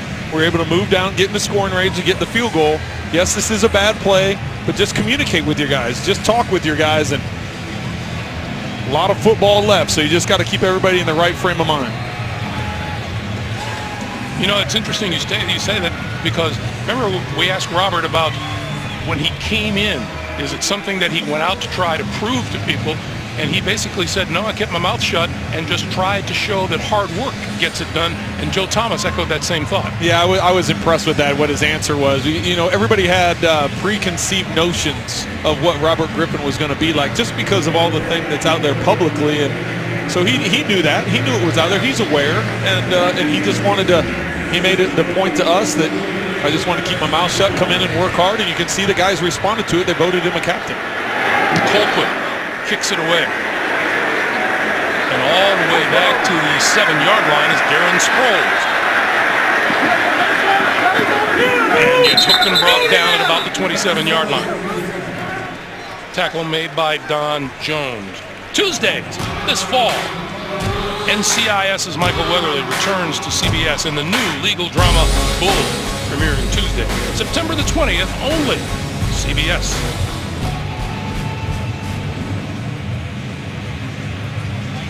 You a big NCIS guy? You know, I've watched it a few times. I don't get around to watch a lot of TV. With the kids, I'm always running from activity to activity, and so not a ton of it. I am a big Survivor watcher, though. Survivor on CBS is my go-to show, so I've been a junkie of Survivor for a long time. See, I went through a phase a couple of years ago. I wanted to be an NCIS agent during the off-season, but I got over it. The fake to Matthew. Wentz going to go deep down the field and incomplete.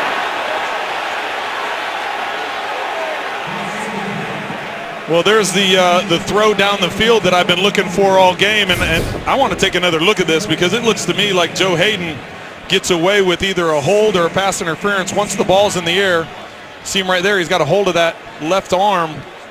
That's a good no call. There's some contact between the two of them, but there's a hook on that left arm. But Joe Hayden with off-season ankle surgery says he's just about back to 100%. And he's one of the good ones. Yes, he is. And it was he came in and had a good meeting with us yesterday, telling us about Robert Griffin coming in and just the overall attitude Hugh Jackson's brought in. To the outside, that is complete to Dorial Green Beckham. His first catch of the day came over in the trade from Tennessee.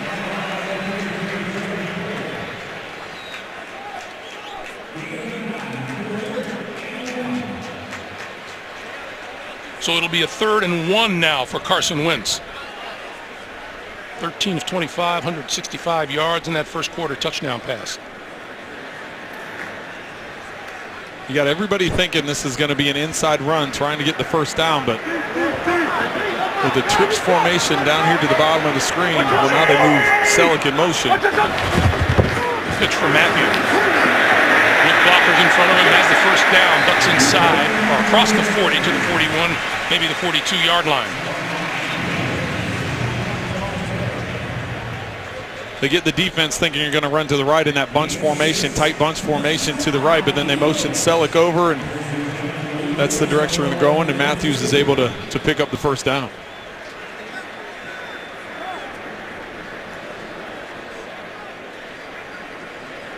Doug Peterson, his days in Kansas City,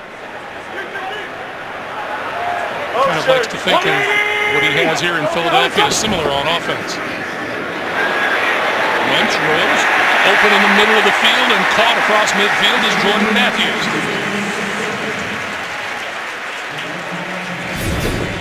Nassib not biting. He gets upfield. He's going to be dragging right here. He stays upfield, but Wentz with the accurate throw across the field to Matthews.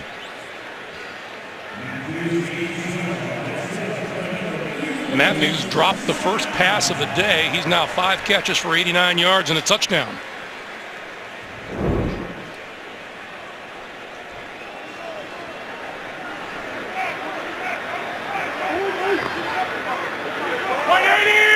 Smallwood in the backfield.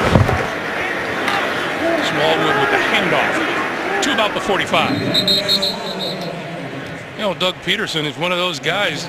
Started 9 games before the rookie Donovan McNabb took over for the Eagles back in '99. The following year, Peterson started 8 games for guess who? Cleveland Browns. All of the 17 career starts, either with the Eagles or the Browns. A 3-14 career record as a starting quarterback. Imagine that. The Cleveland highlight had some snow spitting down as he was getting ready to go on the field. So Doug transitioning from a player over to being a coach, jumped on Andy Reid's staff. Years with him in Philadelphia and Kansas City, and now getting an opportunity to be a head coach. Wentz on 2nd and 9, throwing outside. And once again, Green Beckham on the receiving end. You know, we asked Hugh Jackson about what kind of pressure are you feeling in Cleveland. The Cavaliers are kind of front and center, and the Cleveland Indians are front and center this year. And he said, "Are you feeling?" He goes, "No, that's an uplifting thing." Yes, he welcomed it. He thought it was great. He wants all the sports to do well. He wants to lift up the city, and he's excited about the challenge of trying to get the Browns going in the right direction. No. 3rd and 4.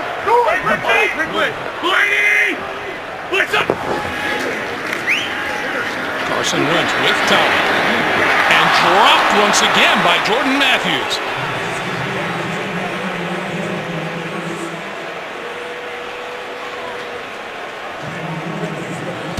Talked about those Cleveland Cavaliers. LeBron leading the way to the 2016 NBA championship, and the Cleveland Indians rolling along in first place in the American League Central Division.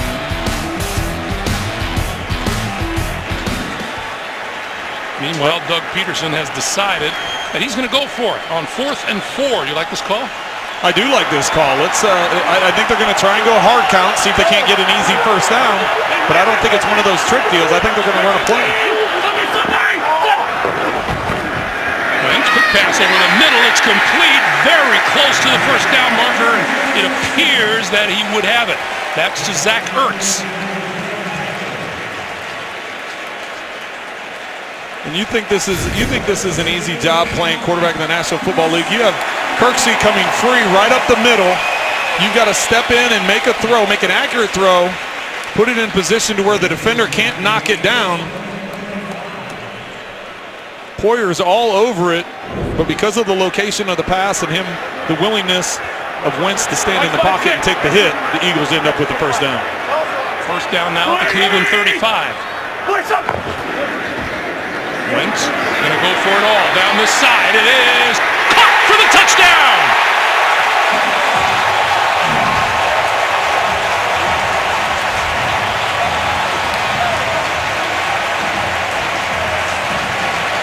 Nelson Aguilar, the second-year wideout from Southern Cal.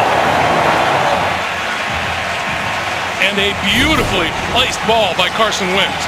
And this is just going to be right down the sideline over the outside shoulder. Carson Wentz, after taking the shot on 4th down, he comes right back, puts it up the field over the outside shoulder. The only way that it's going to be caught is by his receiver. Defense doesn't have a chance. You put a ball that accurate up the field. Second touchdown pass of the day by the rookie from North Dakota State.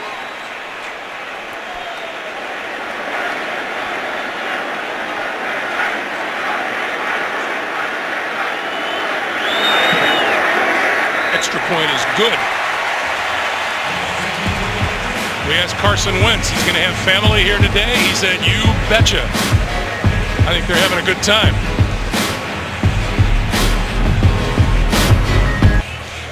Well, after the safety, Carson Wentz. takes his team down and throws his second touchdown pass of the day. It's a 22-10 lead for the Philadelphia Eagles. I'd say so far so good for the rookie. You know, and I can't tell you how impressed I am after taking that big hit on 4th down. When the sideline calls a pass play after taking a hit like that, a lot of times you look to the sideline like, did you not just see me get the crud knocked out of me? It's like, why are we throwing a pass play? Let me hand it off and catch my breath a little bit. But he stepped back the very next play, went deep, and went the perfect throw for the touchdown. George Atkinson in the end zone, not going to bring it out. So they'll start from the 25. We'll take a timeout with 6:17 to play in the third. And RG3 looking to make some magic. Welcome back to Philadelphia. Cleveland from its own 25-yard line. And RG3 in the shotgun. Going to hand it off to Crowell. And Crowell with some running room fights his way out to the 35-yard line. That should be enough for another first down. So here are the numbers on Robert Griffin and Carson Wentz. Well, Carson Wentz started off hot and then cooled down a little bit. Now all of a sudden he's picked up the heat a little bit and gotten pretty hot. It's going to be important here for Robert Griffin in this Cleveland offense to get something going. You have to remember, just a couple minutes ago, this game was 13-10, and then the snap over Robert's head for a safety and the 9 points that followed for the Eagles. So this is an important drive for the Browns. Griffin under pressure and goes down. Big number 91, Fletcher Cox. Sack number 1 for the Eagles today. Only rushing 4. Able to get good pressure. Griffin keeping his eyes up the field, but things just collapsed in front of him. Yeah, we talked specifically with Joe Thomas last night about that offensive line. He was feeling pretty good about it. There's Jim Schwartz, defensive coordinator for Philadelphia. Felt really good about the guys he had up front, and it showed on that play. And penalty marker flies. It appears that the play clock expired before the snap. Well, from where the flag was thrown, it's on the far sideline. Offside, number 75, defense. It's a 5-yard penalty. It's still second down. Wow, they completely ignored the play clock. Denny Curry was in at defensive end. He's going to be the one that gets a quick jump. But I'm pretty sure the play clock expired long before he jumped. Well, that's the back official. That's his job before the snap hits, because he's looking back there for pass interference and those kinds of things. So his job is to keep an eye on that play clock. And Monday, take out. when the flag was thrown on the far side, they had to realize it was something else. Griffin with time. Lobbing at this side, incomplete, overthrows his intended receiver prior.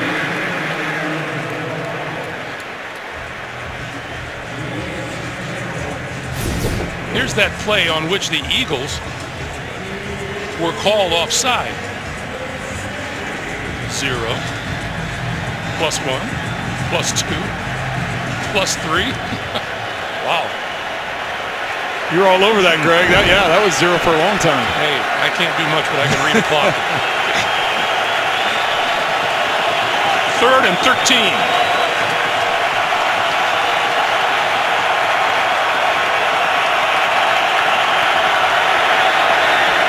Just got the snap off. Far side of the field, complete, but short of the first down. Coleman with the catch. Don't be surprised if the Browns don't go for it here. As they run the punting unit on, right? They're just a couple yards short. They brought a lot of pressure from the left side. They tried to overload the left side, drop out into coverage on the right side. Not able to get to Griffin in time, but keeping them short of the sticks. Britton Colquitt to kick it to Darren Sproles. Always an adventure when number 43 is on the receiving end. At the 15. Dodgers 1 tackle. and then hit as he crosses the 20, about the 21. And with 3:24 to play in the third, 22-10 Eagles. Well, we always ask as we reconvene, how did we spend our summer vacation? Where were you? I was at a North Carolina football camp and ran into Brad Johnson, Super Bowl winning quarterback from Tampa Bay, and a couple other teams, and our sons were MVPs for our respective divisions. You see how I'm continuing to talk? Yeah, I know. Here's the weird thing. At our seminar, we have all these quarterbacks on staff. Jamie Erdahl came up the winner. How'd that happen? You know, did you notice how I kept talking? I wanted to talk right through Jamie winning that quarterback competition. I'm proud of her. She showed up. And hey, and the thing they didn't show is you did that in heels. I did. That was the impressive I went thing. to quarterback camp too, obviously, Trent. Through a mean spiral. I just didn't go to the same camp as your son. That's but right. Now that is fodder for 17 weeks of me beating you at something.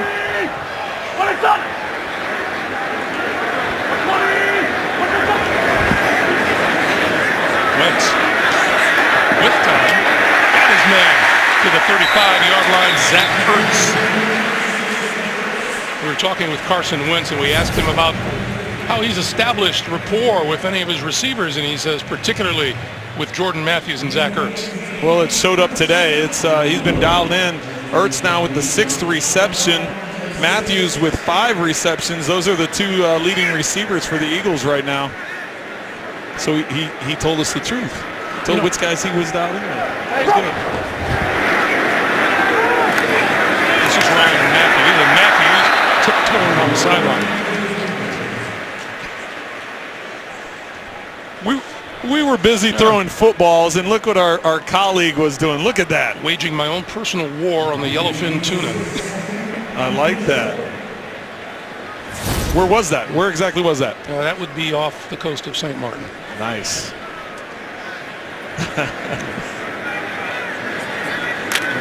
I'm working steadfastly on my tan too. 2nd and 3.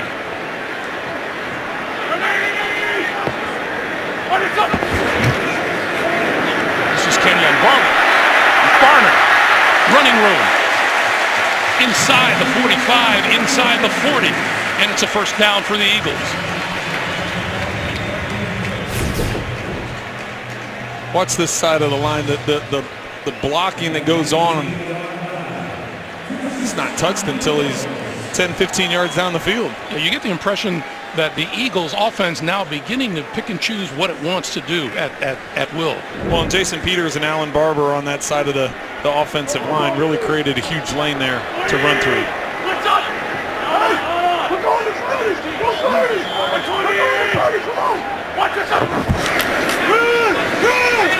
Far side, Sproles turns the corner.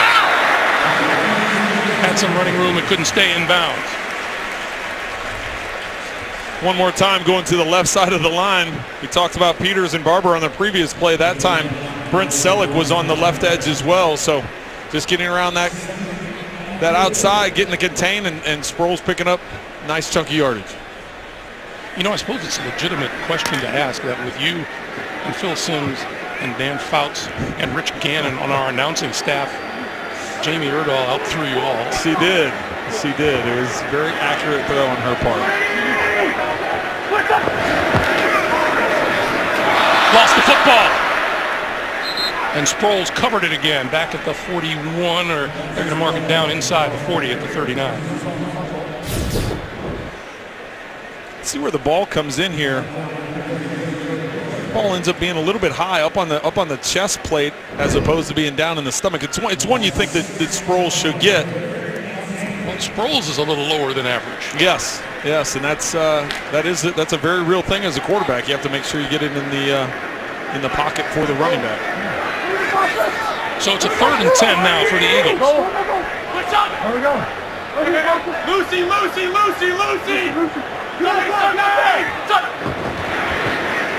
Wentz with a pump fake, and then has to eat it back at the 43-yard line. Carl Nassib in on the quarterback as we hit the end of the 3rd quarter. The Eagles in charge, and we're back after this message and a word from your local station. You're watching the NFL on CBS.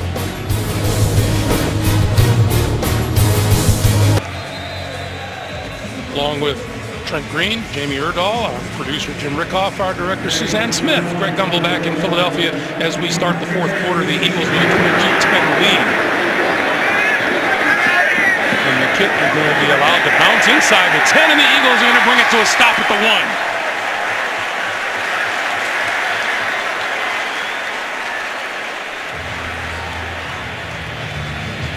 Chris Maragos, Jalen Watkins making the special teams play. It's one of those backward spinning punts that guys around the league are getting so good at dropping in there. Donnie Jones with the punt on that one. Hey, your weekend starts here Thursday. The Jets have a run-in with the Buffalo Bills. Their former coach will foul Rex Ryan. That's Thursday Night Football on CBS and NFL Network.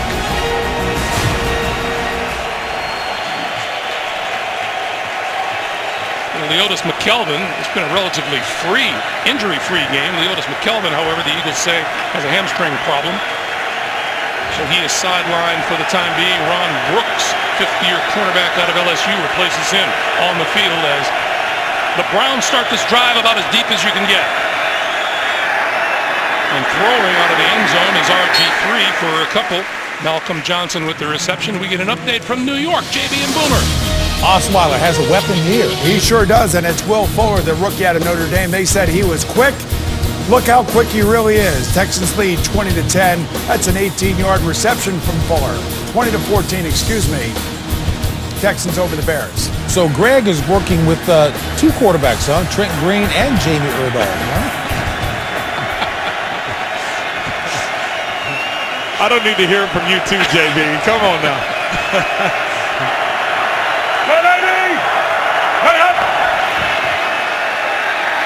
This one coming deep down this sideline. It is overthrown, incomplete. Intended for the rookie, Corey Coleman.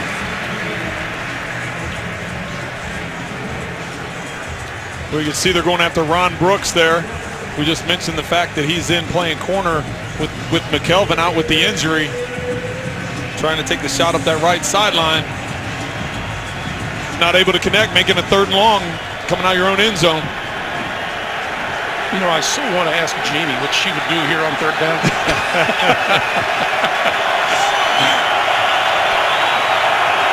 Whatever it is, she'd complete it, right? 3rd and 7. That's right.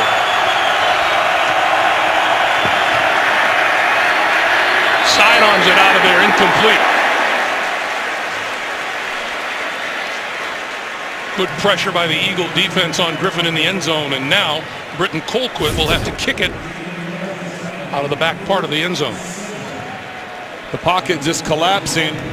Nowhere really, even if Griffin wanted to bail out one way or another, there was nowhere to get around to the outside, and stepping up there was nowhere. So smart decision just throwing it away. Colquitt to kick to Sproles.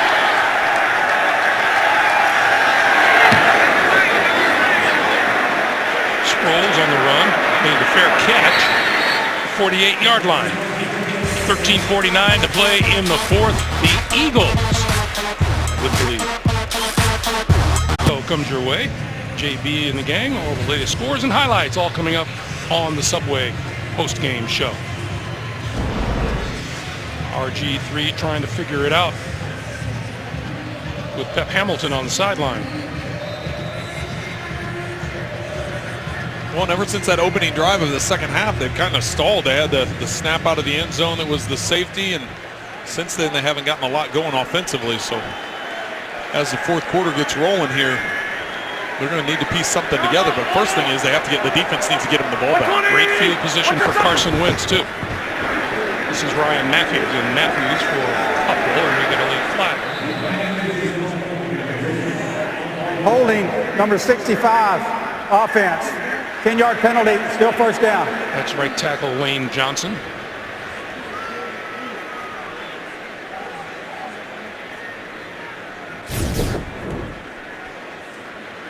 Johnson right there, 65. I think he called on the hold. Looks like he had that left hand up around John Hughes' jersey or shoulder pads there, pulled him down. 3rd time today the Eagles begin a drive in Browns territory.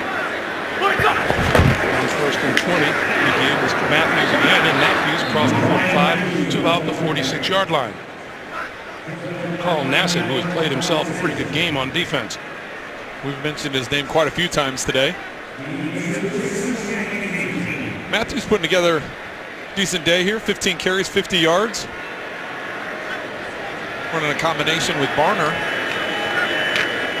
We talked about at the top a combination of he and Sproles. Sproles only with 9 yards rushing. Barner coming in with 42 yards rushing on the day so far.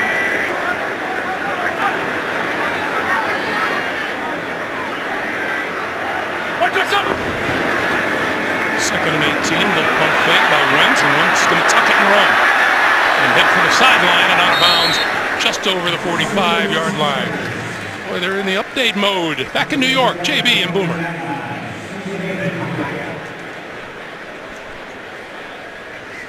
We will hold off on Boomer and JB for the moment. 3rd and 17. Big third down here for the Cleveland defense. Needing to get the ball back for the offense as this fourth quarter clock continues to wind down. Yeah, we're coming up on 12 minutes remaining here in regulation. Watch what's up! Wentz got rid of it to Sproles. Sproles, midfield. And down at about the 45 of the Cleveland Browns, and that will force the kick.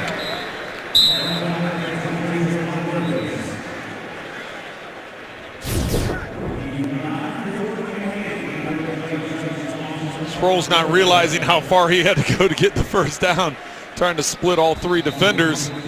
Great camera angle there to see what's going on and what he was looking at. And we have a Cleveland Brown down on the far side of the field at about the 26-yard line.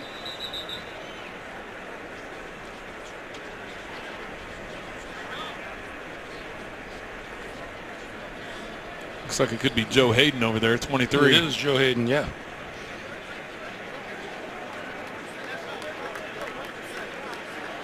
Joe Hayden was all smiles last night, wasn't he? Yeah, it was exciting to see, and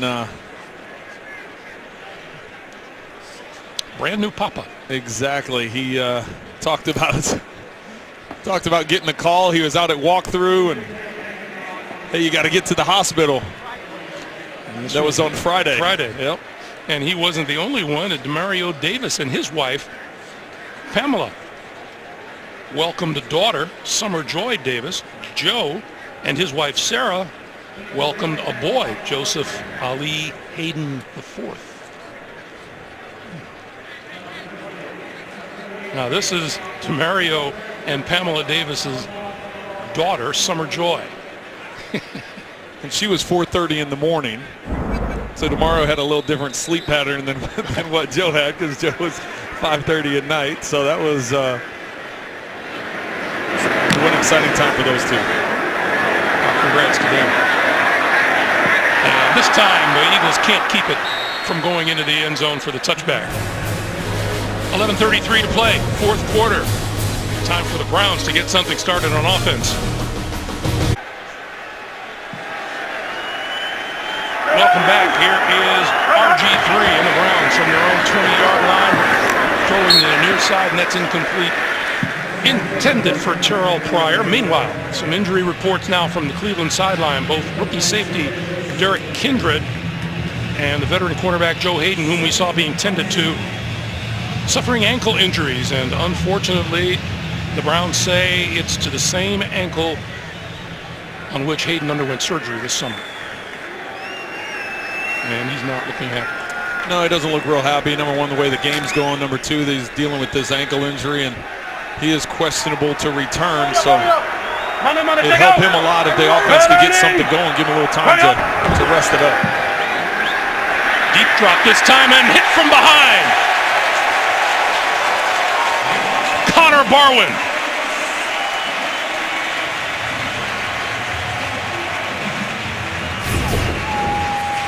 Connor Barwin just beating Joe Thomas around that left side.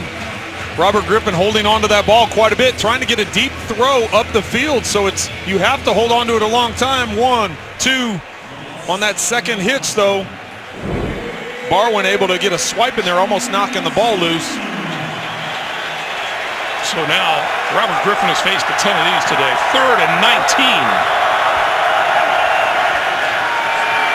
Going to give it to Duke Johnson. And Johnson with a little running room, but across the 20, out through about the 22, 21, 22-yard line, but not nearly enough for a first down.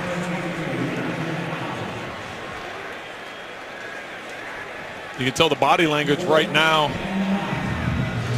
between the two sidelines. It's frustration for the Cleveland Browns at this point in time of the game. You can see it on Robert's face as well.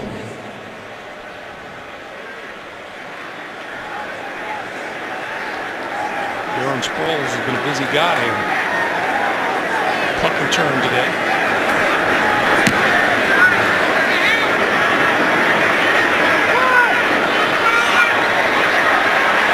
This way gets a huge block and is run out of bounds short of the 30-yard line. He'll be marked out at about the 28, 29-yard line. Isaiah Crowell made that hit. Might be the stat of the game right there. Time of possession that the Philadelphia Eagles are enjoying. Well, a lot of that's in the second half.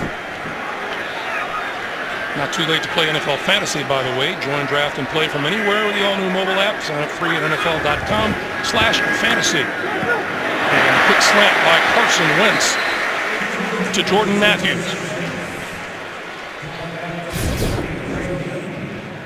Good news for Browns fans as Joe Hayden's back in the game. Didn't look to be favoring that ankle at all. Kind of tested him right away, didn't they? You aware of that when you're a quarterback? Oh, yes. You are. Oh, yes, you definitely are. It's a matter, if you know that, you know there's a new guy in the game, if you know there's someone you can attack. You know, when Ron Brooks came in for the Eagles, it was something they went after right away, you know, within the second snap of him being named there. This is Matthews, and Matthews grinding out the hard yardage, brought down once again by Carl Nassib. But that's a first down for Philadelphia, and goes a long way towards what the Eagles want to do now for the rest of the quarter, and it's taking some time off the clock. They do. They want to just continue to chip away at that clock and use up as much as they can, tell their runners to stay in bounds. On your passing game, you don't want to be too risky. No reason to cause a turnover at this juncture. Give life to the Browns at this point.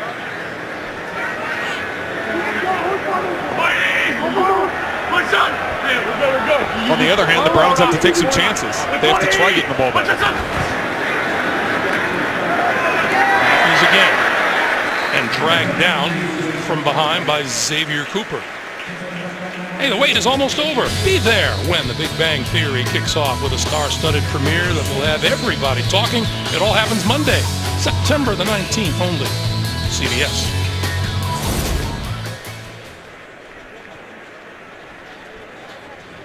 So a 2nd and 6, and looks like Ryan Matthews gets a well-deserved rest.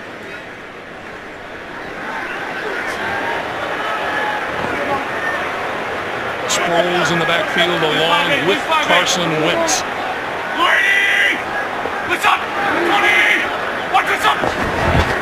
Lost the ball, picked it up, got rid of it, and almost completed it on the far side of the field. Joe Hayden broke it up, intended for Jordan Matthews. That would have been so fitting of this day so far, Greg, if he had somehow completed that. Picks it up off the ground, about to take a hit. You can see with that delay helped because it was open, but because of that delay in the throw, it gave Hayden time to recover and knock it away.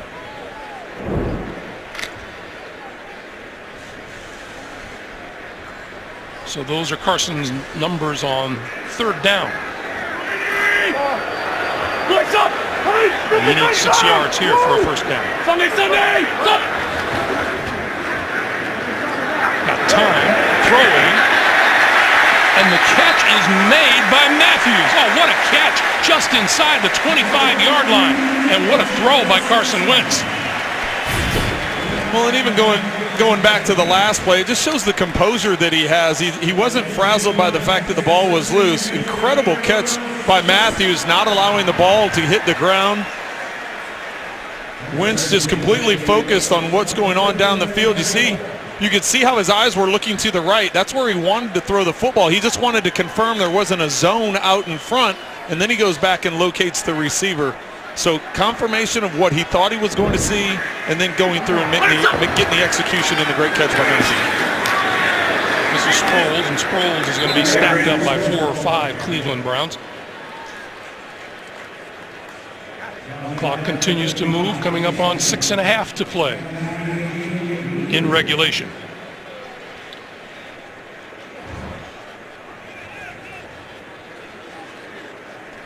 Robert Griffin III and Andrew Luck. Last time a quarterback threw for 300+ yards in his first NFL start. Well, I don't know how many more chances he's going to get with the way the score is. He's got 271, so he's put together an impressive day. 21-35, 271, 2 touchdowns, no interceptions is the important one. And he had time running down on the play clock, so he uses a timeout here with 6:08 to play in the fourth. You know, I go back to that play on second down a few plays ago that the snap was errant and he kept composure, picked the ball up through it. Yes, it was knocked away by Hayden. But talking to him and realizing throughout this whole process, he said, you know, I haven't been overwhelmed by any of this. Yes, I know to the outside public and to everybody on the outside, it seems like here I am, North Dakota State, I'm coming in, I didn't play a lot, got hurt in the preseason, and he goes, but I've just kept going with the mental reps. He was very complimentary of Chase Daniel, very complimentary of Sam Bradford and the time that they put in to help him understand the offense. It was just really impressive, and I thought it carried over. It's carried over onto the field today. You can see the composure he's kept throughout this whole game. I'm not sure I've heard the term mental reps before, but you can see it with him. Yes. 2nd and 13. What's up? Quick pass, popped up in the air and grabbed by one of the Eagles, Nelson Aguilar. Little turnover in the making, avoided. Yeah, if you're a Browns fan right now, you're just shaking your head because this is one of those that could easily be a pick six the other direction when you throw that sidearm screen pass into a crowd and it tips up in the air. But that's the kind of day so far it's been for the Eagles, and right to Aguilar for a game. You know, you're right, Trent. It might be an indicator that it's your day. 5.5 to play. And well, here's a flag on the far side of the field, and let's see if there's a little preliminary movement by the Eagles. False start, number 11, offense. 5-yard penalty, still 3rd down. Penalties on Wentz.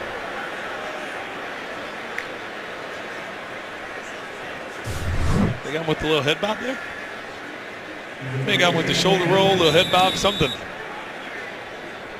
See, the first game, we're not going to let you get away with that. We're not.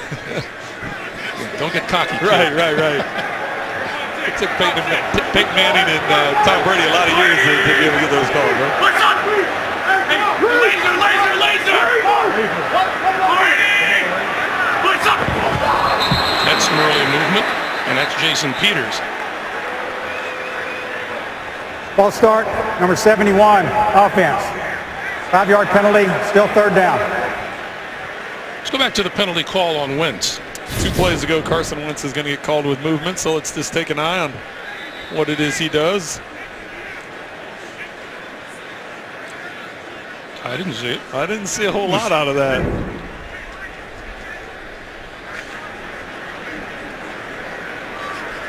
Looked like you had Nassib leaning over on that edge, but. So now it's a 3rd and 16. And Wentz over the middle, had it batted back down into his face. I know it's hard to believe, but there's always the chance that they could have said the wrong number as well.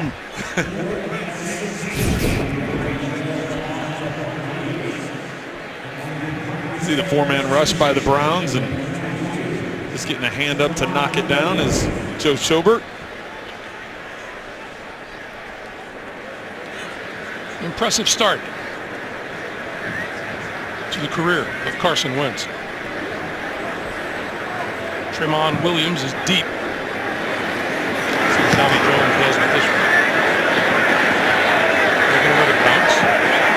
And it takes an Eagles bounce, and it will be down before it gets to the end zone. Never got there. It's all Eagles, 22-10. 4:26 to play here in the fourth quarter. And once again, the Browns start in a deep hole back at their own 8-yard line. Griffin running out of time, lost the ball, recovered it, but inside his own 5-yard line. Brandon Graham, number 55.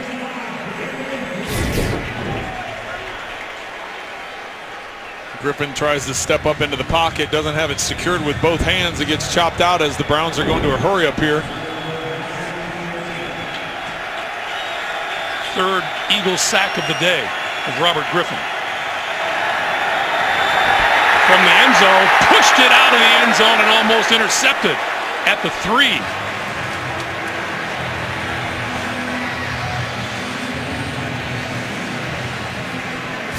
Boy, this defensive front is getting after it right now. They know the Browns have to throw the ball to try and get back in this game. So it's like a track meet up there by those defensive front four trying to get back to Robert Griffin III. This isn't fun right now for RG3. 3rd and 14. Another 3rd and long.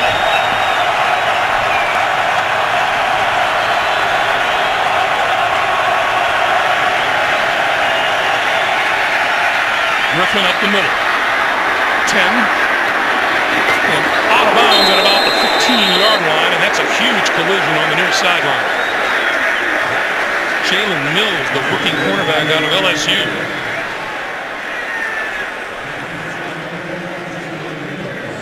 Looks like they're going to go for it on 4th down.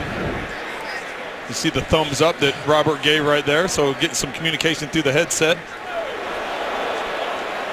Steps up and tries to get into that left sideline.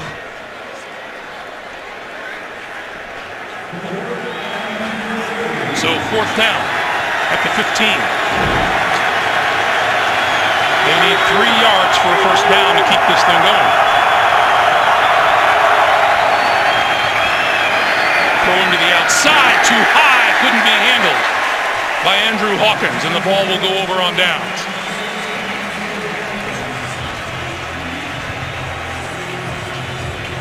And I don't know if he got hit again or if that's just the effects of the previous hit on 3rd down. He's hanging that left arm pretty low. That left arm is really hanging. Just throwing a quick out to the left. Oh no, he didn't get hit. No. That's some effects of the previous play. So whether it's the left ribs.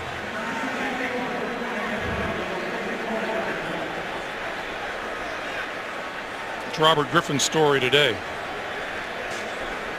Sacked 3 times, hurried 9 times, and knocked down 6 times. And here's that collision with Jalen Mills. So it looks like the hit was more to the left chest, left ribs area, not necessarily that shoulder, but he went to throw. Winced in pain after the throw to the left and didn't get touched on 4th down.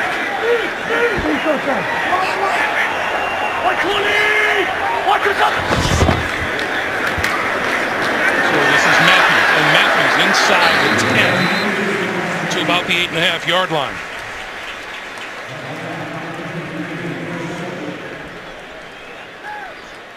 Ryan Matthews has quietly put together a pretty decent day. It's been solid all day. 18 carries, 69 yards. Hasn't broken off any big chunks of runs or big long runs, but he's been very consistent throughout the entire day. They continue to look at RG3 on the sideline. Meanwhile, 2nd and 3. What's up? Kill!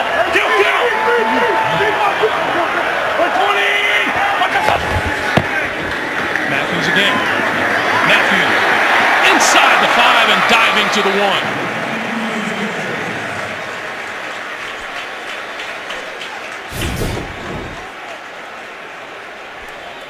You try sneaking through here, working that right side.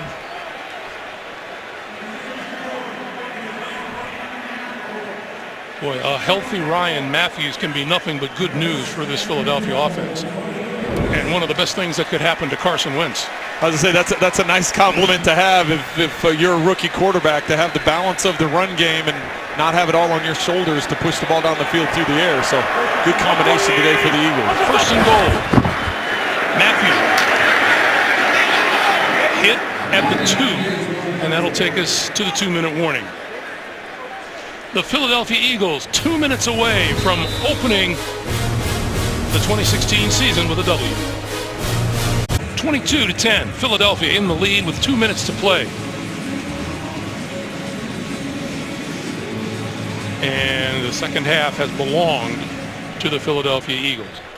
Josh McCown, number 13, was just warming up. And it would appear Robert Griffin III would be done for the day.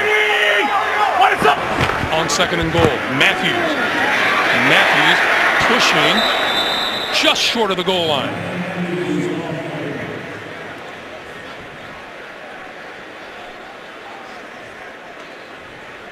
Trent, I think they feel at this point Ryan Matthews deserves a touchdown before the game is over. Well, and that's like, you're trying to say with 2 minutes left, if it was a first down, you could just take a knee and run it out. But because the way the clock is working, they're going to continue to try and run plays. That time they had 94, Bo Allen, defensive tackle, in at fullback. He's back in again, once again, lead blocking for Matthews. Matthews didn't get there, but we have a penalty marker down on the far side of the field. And that stops the clock at 1:16 to play.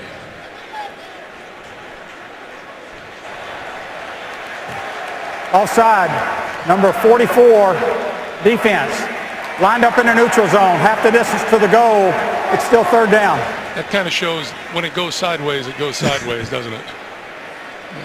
A reminder coming up on the Subway postgame show. JB and the guys back in New York with all the latest NFL scores and highlights, all coming up on the Subway postgame show. Well, I've watched Bo Allen 2 plays in a row, Greg, just to see how the defense is going to approach him. Both times the defenders have been smart enough to not go head-to-head or shoulder-to-shoulder with him. Both times they've submarined him. They've gone down low to take out his legs so they can't get squared up on him. Bo Allen at 6'3", 327, and here's the touchdown for Ryan Matthews.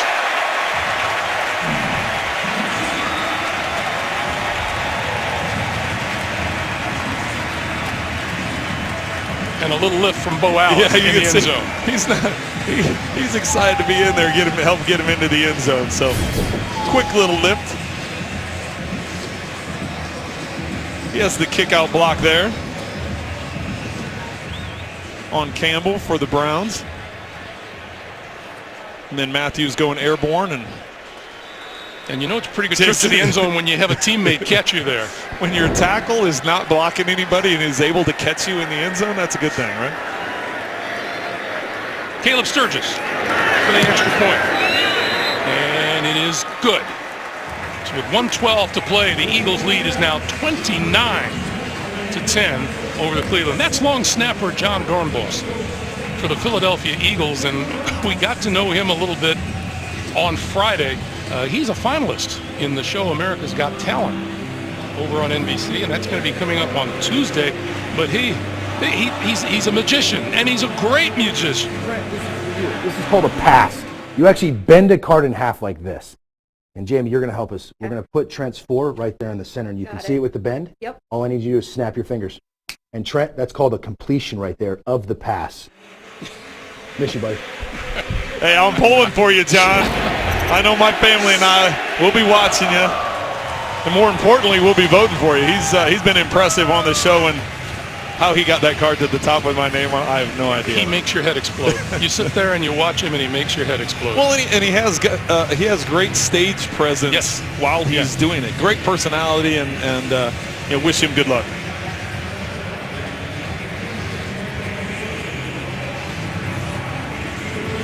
As you said, Greg, the day that Ryan Matthews has had, it's deserving that he gets in the end zone. He's done a load today, 22 attempts for 77 yards. He's been getting those tough yards. He's a fine back when he can stay healthy. So that'll come out to the 25-yard line, 1:12, and Robert Griffin III is coming back onto the field. Apparently, he talked some people into letting him come back. Yeah, I didn't think this was going to happen. I didn't, I honestly thought they were going to go with Josh McCown there. I didn't, at this juncture of the game, maybe he just wanted to, it's part of that leadership thing. He wants to go back in and But if your guy is banged up, why would you let him come back? Yeah, it'll be Because he interesting wants here. Yeah, it'll be interesting here because he was favoring that left side on the last throw that he made.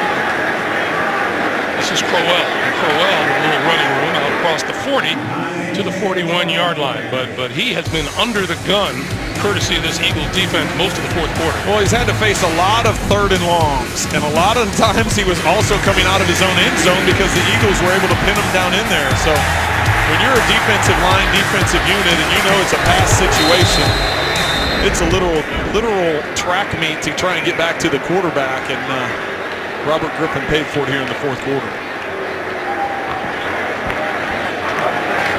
On first down, going to give it to Crowell, and Crowell again inside the Philadelphia 40 to the 39, and we're under half a minute to play. Well, and there's defensive coordinator Jim Schwartz, after being out of football last year, helping out the NFL with some officiating. Was with the Bills prior to that. Head coach, obviously, for Detroit for a long time. Came in with an excellent game plan to get after Robert Griffin, and the guys executed it well for him.